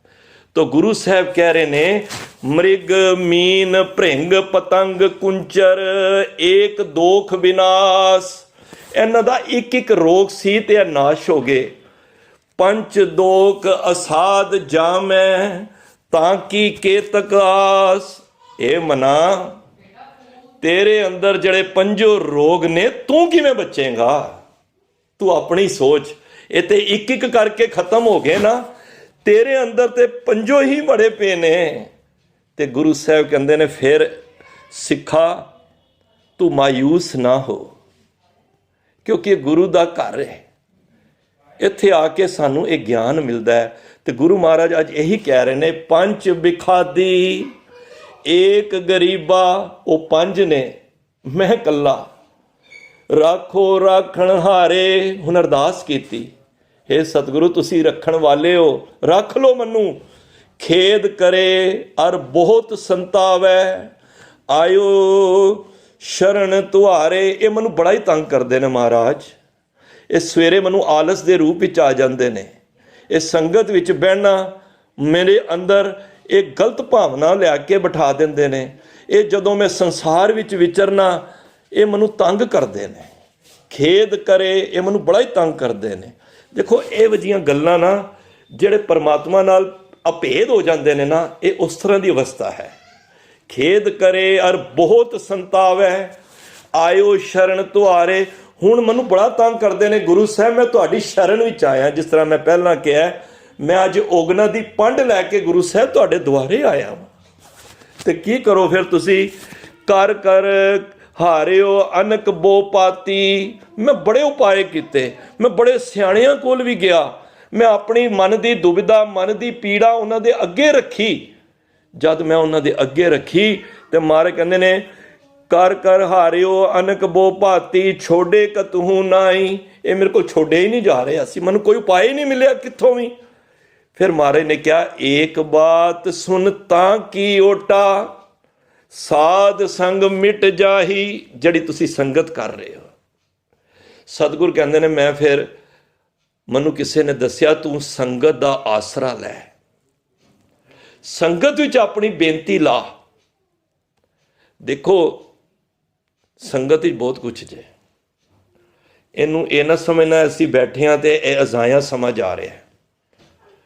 ਸਾਡੇ ਜਾਣ ਤੋਂ ਪਹਿਲਾਂ ਹੀ ਇਹ ਘੜੀਆਂ ਉਸ ਸੱਚਖੰਡ ਵਿੱਚ ਲਿਖੀਆਂ ਗਈਆਂ ਨੇ। ਫਿਰ ਨੋਟ ਕਰਨਾ, ਅਸੀਂ ਜਾਣਾ ਨਾ ਜਦੋਂ, ਇਹ ਘੜੀਆਂ ਸੱਚਖੰਡ ਵਿੱਚ ਪਹਿਲਾਂ ਲਿਖੀਆਂ ਗਈਆਂ ਜੇ। ਫਿਰ ਧਿਆਨ ਦਿਓ ਜਰਾ। ਸਤ ਸੰਗਤ ਵਿੱਚ ਆ ਕੇ ਬੜਾ ਕੁਝ ਪ੍ਰਾਪਤ ਹੁੰਦਾ ਹੈ। ਜਦੋਂ ਤੁਸੀਂ ਸੰਗਤ ਵਿੱਚ ਬੈਠ ਕੇ ਅਰਦਾਸ ਕਰਦੇ ਹੋ ਨਾ, ਮੈਨੂੰ ਯਾਦ ਇੱਕ ਘਟਨਾ ਮੈਨੂੰ ਯਾਦ ਆਈ। ਦਿੱਲੀੋਂ ਸਾਡੀਆਂ 3 ਬੱਸਾਂ ਰੀਠਾ ਸਾਹਿਬ ਵਾਸਤੇ 15-20 ਸਾਲ ਪਹਿਲਾਂ ਨਿਕਲੀਆਂ, ਹਰ ਸਾਲ ਜਾਂਦੀਆਂ ਹੀ ਸੀ। ਤੇ ਜਿੱਥੋਂ ਗੁਰਦੁਆਰੇ ਸਾਹਿਬ ਤੋਂ ਚੱਲਣਾ ਸੀ, ਸਾਰਾ ਸਮਾਨ ਰੱਖਿਆ ਗਿਆ, ਕਿਉਂਕਿ ਰਸਤੇ 'ਚ ਲੰਗਰ ਵਗੈਰਾ ਵੀ ਬਣਾਉਣਾ ਹੁੰਦਾ ਸੀ। ਉਹ ਰੀਠਾ ਸਾਹਿਬ ਤੋਂ ਪਹਿਲਾਂ 40-50 ਕਿਲੋਮੀਟਰ ਜਗ੍ਹਾ ਦਾ ਨਾਮ ਸੀ ਲੋਹਾ ਘਾਟ। ਉੱਥੇ ਨਹਿਰ ਉੱਤੋਂ ਆਉਂਦੀ ਸੀ, ਝਰਨਾ ਆਉਂਦਾ ਸੀ ਤੇ ਉੱਥੇ ਲੰਗਰ ਬਣਦਾ ਸੀ। ਹੁਣ ਜਦ ਲੰਗਰ ਬਣਾਉਣ ਲੱਗੇ, ਸੰਗਤ ਨੂੰ ਭੁੱਖ ਲੱਗੀ ਸੀ, ਅੱਗੇ 4 ਘੰਟੇ ਦਾ ਰਸਤਾ ਸੀ ਤੇ ਸਵੇਰ ਦੇ ਚੱਲੇ ਹੋਏ ਸਾਂ ਤੇ 2-3 ਵੱਜ ਗਏ। ਤੇ ਜਦੋਂ ਅਸੀਂ ਤਿੰਨੋਂ ਬੱਸਾਂ ਵਾਲੇ ਬਾਹਰ ਆ ਕੇ ਦਰੀਆਂ ਵਿਛਾਈਆਂ, ਸੰਗਤ ਕੀਰਤਨ ਕਰਨ ਲੱਗ ਪਏ, ਦਾਸ ਨਾਲ ਵੀਰ ਵੀ ਸਨ ਸਾਰੇ। ਜਦ ਸਮਾਨ ਕੱਢਿਆ, ਰਸਦ ਕੱਢੀ ਤੇ ਦੇਸੀ ਘਿਓ ਹੀ ਨਹੀਂ ਸੀ। ਤਿੰਨੋਂ ਟੀਨ ਦੇ ਡੱਬੇ ਉਹ ਗੁਰਦੁਆਰੇ ਸਾਹਿਬ ਕਿਤੇ ਸਾਈਡ ਤੇ ਰਹਿ ਗਏ ਤੇ ਉਹ ਸਮਾਨ ਸਾਰਾ ਆ ਗਿਆ। ਹੁਣ ਬੜੇ ਪਰੇਸ਼ਾਨ। ਫਿਰ ਗੁਰੂ ਦੇ ਅੱਗੇ ਅਰਦਾਸ ਕੀਤੀ। ਸੰਗਤ ਸੀ, ਮੈਂ ਹੁਣ ਤੁਹਾਨੂੰ ਦੇਖੋ ਸੰਗਤ ਦੀ ਮਹਿਮਾ ਦੱਸ ਰਿਹਾ, ਭਰੋਸੇ ਦੀ। ਅਸੀਂ ਵੇਖਿਆ ਦੂਰੋਂ ਇੱਕ ਪਹਾੜੀ ਦੇ ਥੱਲੇ ਛੋਟਾ ਜਿਹਾ ਪਿੰਡ ਹੈ। ਅਸੀਂ 2-3 ਵੀਰ ਉਸ ਪਿੰਡ ਦੇ ਅੰਦਰ ਚਲੇ ਗਏ, ਦਰਵਾਜ਼ਾ ਖੜਕਾਇਆ ਜਾ ਕੇ। ਕਿਸੇ ਦੇ ਘਰ ਸੀ, 5-7-10 ਘਰ ਸੀ। ਅਸੀਂ ਕਿਹਾ ਚਲੋ ਪੁੱਛਨੇ ਆ ਕਿਸੇ ਕੋਲ ਤਾਂ ਕੋਈ ਮਿਲੇਗਾ ਦੇਸੀ ਘਿਓ, ਇੱਕ ਟੀ ਨਹੀਂ ਮਿਲ ਜਾਏ, ਕਿਉਂਕਿ ਸੰਗਤ ਜ਼ਿਆਦਾ ਸੀ, 150 ਸਰੀਰ ਸੀ। ਜਦ ਅਸੀਂ ਕਿਤੇ ਘਰ ਦਰਵਾਜ਼ਾ ਪਹਿਲਾਂ ਖੜਕਾਇਆ ਤੇ ਅਸੀਂ ਕਿਹਾ ਜੀ ਭਾਈ ਸਾਹਿਬ, ਕਹਿੰਦੇ ਕਿੱਥੋਂ? ਅਸੀਂ ਕਿਹਾ ਜੀ ਦਿੱਲੀੋਂ ਆਏ ਆ, ਸਾਨੂੰ ਦੇਸੀ ਘਿਓ ਚਾਹੀਦਾ। ਕਹਿੰਦਾ ਭਾਈ ਸਾਹਿਬ ਆ ਜਾਓ, ਮੇਰੇ ਕੋਲ ਦੇਸੀ ਘਿਓ ਦੀ ਏਜੰਸੀ ਹੈ। ਸਾਧ ਸੰਗਤ ਉਹਨੇ ਦਰਵਾਜ਼ਾ ਖੋਲਿਆ ਤੇ ਅੰਦਰ ਟੀਨ ਭਰੇ ਪਏ ਸਨ। ਇਹ ਕੀ ਕਹੋਗੇ ਇਹਨੂੰ? ਕਿ ਸੰਗਤ ਜਦ ਕੋਈ ਅਰਦਾਸ ਕਰੇ ਤੇ ਸੰਗਤ ਦੇ ਕਾਰਜ ਨੂੰ ਕੋਈ ਰੋਕ ਨਹੀਂ ਸਕਦਾ। ਗੁਰੂ ਨੇ ਸੰਗਤ ਨੂੰ ਬਹੁਤ ਮਹਿਮਾ ਦਿੱਤੀ ਜੇ। ਤਾਂ ਹੀ ਕਹੀਦਾ ਕਿ ਗੁਰੂ ਸਾਹਿਬ ਨੇ ਮੰਗੇ ਹੀ, ਆਪਣੇ ਗੁਰੂ ਅਰਜਨ ਦੇਵ ਮਹਾਰਾਜ ਨੇ ਮੰਗੇ ਹੀ ਗੁਰੂ ਸਾਹਿਬ ਕੋਲੋਂ ਕਿ ਸਾਧ ਸੰਗ ਪ੍ਰਭ ਦੇਹੋ ਨਿਵਾਸ। ਕਹਿੰਦੇ ਨੇ ਮੈਨੂੰ ਨਿਵਾਸ ਹੀ ਸੰਗਤ ਵਿੱਚ ਦਵੋ, ਕਿਉਂਕਿ ਵਿੱਚ ਸੰਗਤ ਹਰ ਪ੍ਰਭ ਵਸੈ ਜੀਓ। ਸੰਗਤ ਵਿੱਚ ਰੱਬ ਬੈਠਾ ਜੇ, ਔਰ ਰੱਬ ਕੋਲੋਂ ਜੋ ਮਰਜ਼ੀ ਕੰਮ ਕਰਾ ਲਓ। ਤੁਸੀਂ ਇੱਥੇ ਕੋਈ ਵੀ ਅਰਜ਼ੋਈ ਪ੍ਰਾਰਥਨਾ ਕਰੋਗੇ ਨਾ, ਤੁਹਾਡੀ ਅਜਾਇਆ ਨਹੀਂ ਜਾਏਗੀ। ਹਾਂ, ਲੋਭ ਵਾਲੀ ਕੋਈ ਚੀਜ਼ ਹੋਏਗੀ, ਉਹਨੂੰ ਲੇਟ ਹੋ ਸਕਦਾ ਹੈ, ਪਰ ਨਿਸ਼ਕਾਮ ਭਾਵਨਾ ਵਾਲੀ ਉਹਨੂੰ ਪਰਮਾਤਮਾ ਕਦੀ ਰੋਕਦਾ ਨਹੀਂ। ਕਿਉਂ ਕਹੀਦਾ ਸੰਗਤੀ ਰੂਪ ਵਿੱਚ ਅਰਦਾਸ ਕਰਿਆ ਕਰੋ, ਕਿਉਂਕਿ ਇਹਦੇ ਵਿੱਚ ਤਾਸੀਰ ਹੈ। ਜਦੋਂ ਸੰਗਤ ਬਾਣੀ ਪੜ੍ਹਦੀ ਹੈ ਤਾਂ ਗੁਰੂ ਸਾਹਿਬ ਕਹਿੰਦੇ ਨੇ, ਏਕ ਬਾਤ ਸੁਨ ਤਾਂ ਕੀ ਓਟਾ, ਸਾਧ ਸੰਗ ਮਿਟ ਜਾਹੀ। ਸਤ ਸੰਗਤ ਵਿੱਚ ਆ ਕੇ ਇਹ ਸਾਰੇ ਵਿਕਾਰ ਮਿਟ ਜਾਣਗੇ। ਤੇ ਕੀ ਹੋਇਆ ਫਿਰ ਜਦ ਮੈਂ ਸੰਗਤ ਵਿੱਚ ਆਇਆ? ਹੁਣ ਸੰਗਤ ਦੀ ਕਿਰਪਾ ਸੁਣੋ। ਕਰ ਕਿਰਪਾ ਸੰਤ ਮਿਲੇ ਮੋਹੇ, ਤਿਨ ਤੇ ਧੀਰਜ ਪਾਇਆ। ਹੁਣ ਜਿਹੜਾ ਮੇਰਾ ਡਿੱਗਦਾ ਢਹਿੰਦਾ ਮਨ ਸੀ, ਵਿਕਾਰਾਂ ਨਾਲ ਗ੍ਰਸਤ ਹੋਇਆ ਪਿਆ ਸੀ, ਜਦ ਮੈਂ ਸੰਗਤ ਵਿੱਚ ਆਇਆ ਤੇ ਮੈਨੂੰ ਗੁਰੂ ਦਾ ਮਿਲਾਪ ਹੋ ਗਿਆ। ਸੰਗਤ ਵਿੱਚ ਗੁਰੂ ਬੈਠਾ ਸੀ ਤੇ ਗੁਰੂ ਨੇ ਕੀ ਕੀਤਾ? ਕਰ ਕਿਰਪਾ ਸੰਤ ਮਿਲੇ ਮੋਹੇ, ਤਿਨ ਤੇ ਧੀਰਜ ਪਾਇਆ। ਗੁਰੂ ਨੇ ਮੈਨੂੰ ਧੀਰਜ ਦਿੱਤਾ। ਬੱਚਿਆ ਆ ਗਿਆ, ਕੋਈ ਗੱਲ ਨਹੀਂ, ਤੇਰੀ ਹਰ ਮਨ ਦੀ ਪੀੜਾ ਅਸੀਂ ਪੂਰੀ ਕਰਾਂਗੇ। ਫਿਰ ਕੀ ਹੋਇਆ? ਸੰਤੀ ਮੰਤ ਦਿਓ ਮੋਹਿ ਨਿਰਭਉ, ਗੁਰੂ ਕਾ ਸ਼ਬਦ ਕਮਾਇਆ। ਮੈਂ ਜਦ ਸੰਗਤ ਵਿੱਚ ਆਇਆ ਤੇ ਸੰਗਤ ਵਿੱਚੋਂ ਉਸ ਨਿਰਭਉ ਭੈ ਤੋਂ ਰਹਿਤ ਪਰਮਾਤਮਾ ਨੇ ਮੈਨੂੰ ਇੱਕ ਨਾਮ ਰੂਪੀ ਮੰਤਰ ਮੇਰੀ ਝੋਲੀ ਵਿੱਚ ਪਾ ਦਿੱਤਾ। ਦੇਖੋ ਗੁਰਬਾਣੀ ਕੀ ਕਹਿੰਦੀ ਹੈ। ਸੰਗਤ ਵਿੱਚ ਆ ਕੇ ਕੀ ਮਿਲਦਾ ਹੈ? ਤੁਸੀਂ ਇਹ ਨਾ ਸੋਚੋ ਕਿ ਮੇਰੇ ਕੋਲ 2 ਮਕਾਨ ਮਿਲ ਗਏ, 1 ਕਾਰ ਮਿਲ ਗਈ, ਕਿਰਪਾ ਹੋ ਗਈ। ਨਹੀਂ, ਗੁਰੂ ਉਸ ਵੇਲੇ ਪਤਾ ਕੀ ਕਰਦਾ ਹੈ? ਤੁਹਾਨੂੰ ਨਾਮ ਰੂਪੀ ਮੰਤਰ ਦੇ ਦਿੰਦਾ ਹੈ। ਇਹ ਪੜ੍ਹਦੇ ਹੋ ਨਾ ਇੱਕ ਸ਼ਬਦ, ਘਰ ਸੁਖ ਵਸਿਆ ਬਾਹਰ ਸੁਖ ਪਾਇਆ, ਕਹੋ ਨਾਨਕ ਗੁਰ ਮੰਤਰ ਦਿੜਾਇਆ। ਪੂਰਾ ਗੁਰੂ ਤੁਹਾਨੂੰ ਮੰਤਰ ਦਿੜਾ ਦਿੰਦਾ ਹੈ। ਜਦੋਂ ਸੰਗਤ ਵਿੱਚ ਜਿਹੜੇ ਅੰਮ੍ਰਿਤ ਪਾਨ ਕਰਦੇ ਨਾ, ਉਹ ਗੁਰੂ ਦਾ ਮੰਤਰ ਦ੍ਰਿੜ ਕਰ ਲੈਂਦੇ ਨੇ। ਪਹਿਲਾਂ ਨਹੀਂ ਉਹਨਾਂ ਨੂੰ ਪਤਾ ਹੁੰਦਾ, ਪਰ ਜਦੋਂ ਸੰਗਤ ਵਿੱਚ ਰੋਜ਼ ਆਣਾ ਉਹ ਸੰਗਤ ਕਰਦੇ ਨੇ ਨਾ, ਗੁਰੂ ਉਹਨਾਂ ਨੂੰ ਮੰਤਰ, ਜਿਹੜਾ ਸ਼੍ਰੋਮਣੀ ਮੰਤਰ ਹੈ, ਗੁਰ ਮੰਤਰ, ਜਿਹੜਾ ਗੁਰੂ ਕੋਲ ਹੈ, ਹੋਰ ਕਿਸੇ ਕੋਲ ਨਹੀਂ ਜੇ। ਗੁਰ ਮੰਤਰ 5 ਪਿਆਰਿਆਂ ਕੋਲੋਂ ਹੀ ਮਿਲਣਾ ਜੇ, ਹੋਰ ਕਿਸੇ ਕੋਲੋਂ ਨਹੀਂ ਮਿਲਣਾ। ਕੋਈ ਬਾਬੇ ਕੋਲੋਂ ਨਹੀਂ ਮਿਲਣਾ ਜੇ, ਕੋਈ ਪਖੰਡੀ ਕੋਲ ਨਹੀਂ ਮਿਲਣਾ ਜੇ। ਤਾਂ ਗੁਰੂ ਸਾਹਿਬ ਇੱਥੇ ਕਹਿ ਰਹੇ ਨੇ, ਜਦ ਮੈਂ ਗੁਰੂ ਨਾਲ ਮੇਰੀ ਭੇਂਟ ਹੋਈ, ਸੰਤੀ ਮੰਤ ਦਿਓ ਮੋਇ ਨਿਰਭਉ, ਗੁਰ ਕਾ ਸ਼ਬਦ ਕਮਾਇਆ। ਜਦ ਉਹਨਾਂ ਨੇ ਮੈਨੂੰ ਗੁਰੂ ਦਾ ਮੰਤਰ ਮੇਰੀ ਝੋਲੀ ਵਿੱਚ ਪਾਇਆ, ਮੈਂ ਗੁਰੂ ਵਾਲਾ ਬਣਿਆ। ਫਿਰ ਮੈਂ ਸ਼ਬਦ ਦੀ ਕਮਾਈ ਕਰਨੀ ਸ਼ੁਰੂ ਕਰਤੀ, ਜੋ ਤੁਸੀਂ ਰੋਜ਼ ਕਰਦੇ ਹੋ, ਜੋ ਨਾਮ ਅਭਿਆਸ, ਸ਼ਬਦ ਕੀਰਤਨ, ਨਿਤਨੇਮੀ ਬਣ ਕੇ ਤੁਸੀਂ ਇਹ ਸ਼ਬਦ ਦੀ ਕਮਾਈ ਕਰ ਰਹੇ ਹੋ, ਜੋ ਸਾਨੂੰ ਤਾਕੀਦ ਕੀਤੀ ਹੈ ਗੁਰੂ ਸਾਹਿਬ ਨੇ। ਤੇ ਹੋਇਆ ਕਿ ਫਿਰ ਮਹਾਰਾਜ ਕਹਿੰਦੇ ਨੇ, ਜੀਤ ਲਏ ਉਹ ਮਹਾ ਬਿਖਾਦੀ। ਜਿਹੜਾ ਨੇ ਬਿਖਾਦ ਪਾਇਆ ਸੀ ਨਾ, ਰੋਲਾ ਪਾਇਆ ਹੋਇਆ ਸੀ, ਝਗੜੇ ਪਾਏ ਹੋਏ ਸੀ ਰੋਜ਼। ਕਈ ਵਾਰੀ ਘਰਾਂ ਦੇ ਵਿੱਚ ਕਿੰਨੇ ਕਲੇਸ਼ ਹੁੰਦੇ ਨੇ, ਹਨਾ।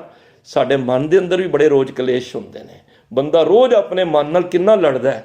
ਤੇ ਜਿਹੜੇ ਸਾਨੂੰ ਇਹ 5 ਝਗੜਾਲੂ ਸੀ, ਜਿਹੜੇ ਮੈਨੂੰ ਨਿੱਤਾ ਪ੍ਰਤੀ ਤੰਗ ਕਰਦੇ ਸਨ, ਮਹਾਰਾਜ ਕਹਿੰਦੇ ਨੇ, ਜੀਤ ਲਏ ਓਏ ਮਹਾ ਬਿਖਾਦੀ। ਜਿਨ੍ਹਾਂ ਨੇ ਮਹਾ ਬਿਖਾਦੀ ਸਨ, ਮੈਂ ਉਹ ਜਿੱਤ ਲਏ।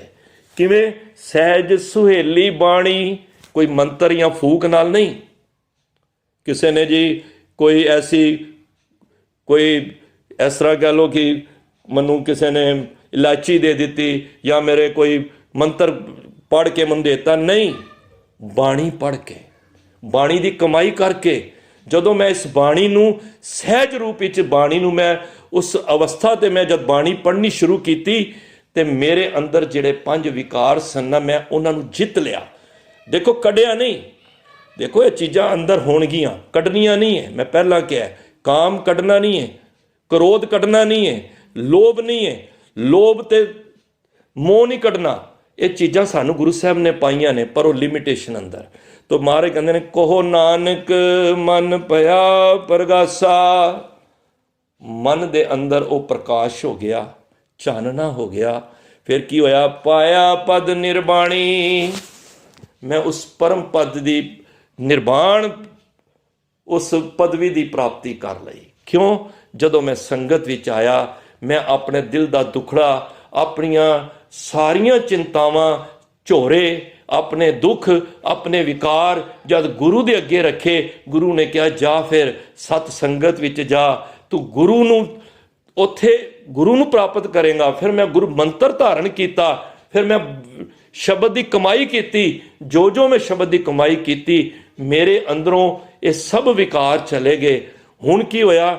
ਮਨ ਖੇੜੇ ਵਿੱਚ ਆ ਗਿਆ। ਜਿਹੜਾ ਮਨ ਕਾਲਾ ਪੈਂਦਾ ਸੀ, ਜਿਹੜਾ ਮਨ ਵਿਕਾਰਾਂ ਦੇ ਵਿੱਚ ਗਰਸਿਆ ਹੋਇਆ ਸੀ, ਉਸ ਮਨ ਦੇ ਅੰਦਰ ਨਾਮ ਦਾ ਪ੍ਰਕਾਸ਼ ਹੋ ਗਿਆ। ਤੇ ਗੁਰੂ ਸਾਹਿਬ ਕਹਿੰਦੇ ਨੇ, ਭਲਿਆ ਕਦੀ ਨਾ ਕਿਆ ਕਰ, ਸਭ ਕੁਝ ਪਰਮਾਤਮਾ ਕਰਾ ਰਿਹਾ ਹੈ। ਤੂੰ ਵੀ ਕੁਝ ਕਰ, ਤੂੰ ਵੀ ਪਹਿਲਾ ਉਦਮ ਤੂੰ ਵੀ ਚੁੱਕ। ਇਹ ਨਾ ਹੋਵੇ ਕਿ ਕਈ ਵਾਰੀ ਮੈਂ ਪਹਿਲਾਂ ਸ਼ੁਰੂ ਤੋਂ ਆਰੰਭ ਕੀਤਾ ਕਿ ਵਿਕਾਰੀ ਬੰਦਾ ਹੀ ਕਹਿੰਦਾ ਜੀ ਸਭ ਕੁਝ ਪਰਮਾਤਮਾ। ਹੁਣ ਸਾਡੇ ਕੋਲ 1-2 ਸਰੀਰ ਨੇ, ਮੈਂ ਕਿਹਾ ਜੀ ਆਇਆ ਕਰੋ ਜੀ, ਗੁਰੂ ਦੀ ਗੋਦ ਵਿੱਚ ਆਇਆ ਕਰੋ। ਸ਼ਰਾਬ ਪੀਂਦੇ ਨੇ ਕਈ, ਤੇ ਕਹਿੰਦੇ ਨੇ ਜੀ ਇਹ ਤੇ ਗੁਰੂ ਕਿਰਪਾ ਕਰੇਗਾ। ਤੇ ਮੈਂ ਕਿਹਾ ਕਿਉਂ ਪੀਂਦੇ ਹੋ? ਕਹਿੰਦੇ ਅਸੀਂ ਕਿਉਂ, ਕਰਵਾਉਣ ਵਾਲਾ ਸਭ ਪਰਮਾਤਮਾ ਹੈ, ਜੋ ਮਾੜਾ ਚੰਗਾ ਮੈਂ ਕਿਹਾ ਤੁਸੀਂ ਸਾਰਾ ਕੁਝ ਪਰਮਾਤਮਾ ਤੇ ਨਾ ਥੱਪੋ। ਪਰਮਾਤਮਾ ਕੁਛ ਨਹੀਂ, ਪਰਮਾਤਮਾ ਹੈ, ਬਟ ਪਰਮਾਤਮਾ ਦੇ ਅੱਗੇ ਤੁਸੀਂ ਪਹਿਲਾ ਕਦਮ ਤੁਸੀਂ ਚੁੱਕਣਾ ਹੈ। ਹੁਣ ਅਸੀਂ ਉੱਠੀਏ ਹੀ ਨਾ।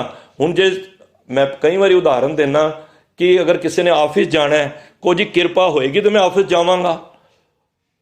ਸਕੂਲ ਬੱਚੇ ਨੇ ਜਾਣਾ ਜੀ, ਕਿਰਪਾ ਹੋਏਗੀ ਤੇ ਅਸੀਂ ਉਹਦੇ ਵਾਸਤੇ ਉਦਮ ਕਰਨੇ ਆ ਨਾ।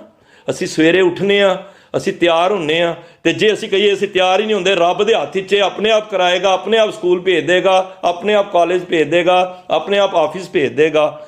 ਇਸ ਤਰ੍ਹਾਂ ਨਹੀਂ ਹੁੰਦਾ। ਉਦਮ ਸਾਨੂੰ ਕਰਨਾ ਪਏਗਾ। ਪਹਿਲਾ ਕਦਮ ਚਰਨ ਸਰਣ ਗੁਰ ਏਕ ਪੈਂਡਾ ਜਾਏ ਚੱਲ। ਫਿਰ ਸਤਿਗੁਰ ਕੀ ਹੁੰਦਾ ਹੈ? ਕਰੋੜਾਂ ਕਦਮਾਂ ਦੀ ਜਿਹੜੀ ਸਾਡੀ ਵਿੱਥ ਹੈ ਨਾ, ਗੈਪ ਨੇ, ਗੁਰੂ ਸਾਹਿਬ ਕਹਿੰਦੇ ਨੇ ਤੇਰੇ ਇੱਕ ਕਦਮ ਦੇ ਚੱਲੇ ਉਹ ਕਰੋੜਾਂ ਕਦਮਾਂ ਦੀ ਦੂਰੀ ਪਰਮਾਤਮਾ ਪੂਰੀ ਕਰ ਦਿੰਦਾ ਹੈ।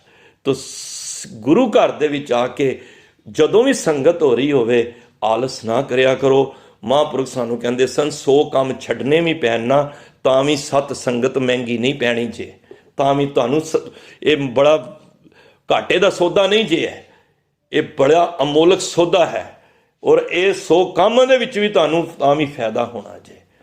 ਤਾਂ ਗੁਰੂ ਸਾਹਿਬ ਨੇ ਸਾਨੂੰ ਅੱਜ ਦੇ ਸ਼ਬਦ ਵਿੱਚ ਇੱਕ ਬੇਨਤੀ, ਰਜੋਈ ਪ੍ਰਾਰਥਨਾ ਕਰਨ ਵਾਸਤੇ ਸਾਨੂੰ ਇਹ ਸ਼ਬਦ ਉਚਾਰਿਆ ਹੈ, ਕਿਉਂਕਿ ਹਰ ਇੱਕ ਸ਼ਬਦ ਕੋਈ ਬੇਨਤੀ ਦਾ ਹੈ, ਕੋਈ ਦਰਸ਼ਨਾਂ ਦਾ ਹੈ, ਕੋਈ ਪਿਆਸ ਦਾ ਹੈ, ਕੋਈ ਗੁਰੂ ਦੇ ਅੱਗੇ ਹਰ ਤਰ੍ਹਾਂ ਦੇ ਸ਼ਬਦ ਨੇ।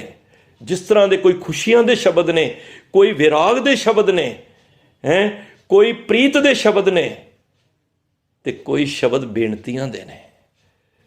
ਤੇ ਗੁਰੂ ਸਾਹਿਬ ਦੇ ਅੱਗੇ ਬੇਨਤੀ ਕਰਿਆ ਕਰ ਕਿ ਗੁਰੂ ਸਾਹਿਬ ਮੈਂ ਤੈਨੂੰ ਦੇਣ ਵਾਸਤੇ ਕੁਛ ਨਹੀਂ ਹੈ, ਮੈਂ ਅੱਜ ਤੇਰੇ ਦੁਆਰੇ ਆਇਆ ਵਾਂ, ਮੇਰੇ ਕੋਲ ਤੇ ਇੱਕੋ ਹੀ ਚੀਜ਼ ਹੈ, ਉਹ ਨੇ ਔਗਣ, ਉਹ ਮੈਂ ਤੇਰੇ ਝੋਲੀ ਵਿੱਚ ਰੱਖਣ ਆਇਆ ਵਾਂ। ਤੇ ਤੂੰ ਮੇਰਾ ਪਿਤਾ ਹੈ ਤੇ ਮੈਨੂੰ ਪਤਾ ਹੈ ਮੈਂ ਆਪਣੇ ਔਗਣ ਤੇਰੇ ਅੱਗੇ ਰੱਖਾਂਗਾ। ਤੇ ਫਿਰ ਗੁਰੂ ਸਾਹਿਬ ਕੀ ਕਰਨਗੇ? ਗੁਰੂ ਸਾਹਿਬ ਸਾਰੇ ਔਗਣ ਸਾਡੇ ਛੁਪਾ ਲੈਣਗੇ। ਤੇ ਗੁਰੂ ਸਾਹਿਬ ਸਾਨੂੰ ਫਿਰ ਕੀ ਕਿਰਪਾ ਕਰਨਗੇ? ਆਪਣੇ ਨਾਮ ਦੀ ਦਾਤ ਸਾਡੀ ਝੋਲੀ ਵਿੱਚ ਪਾ ਦੇਣਗੇ।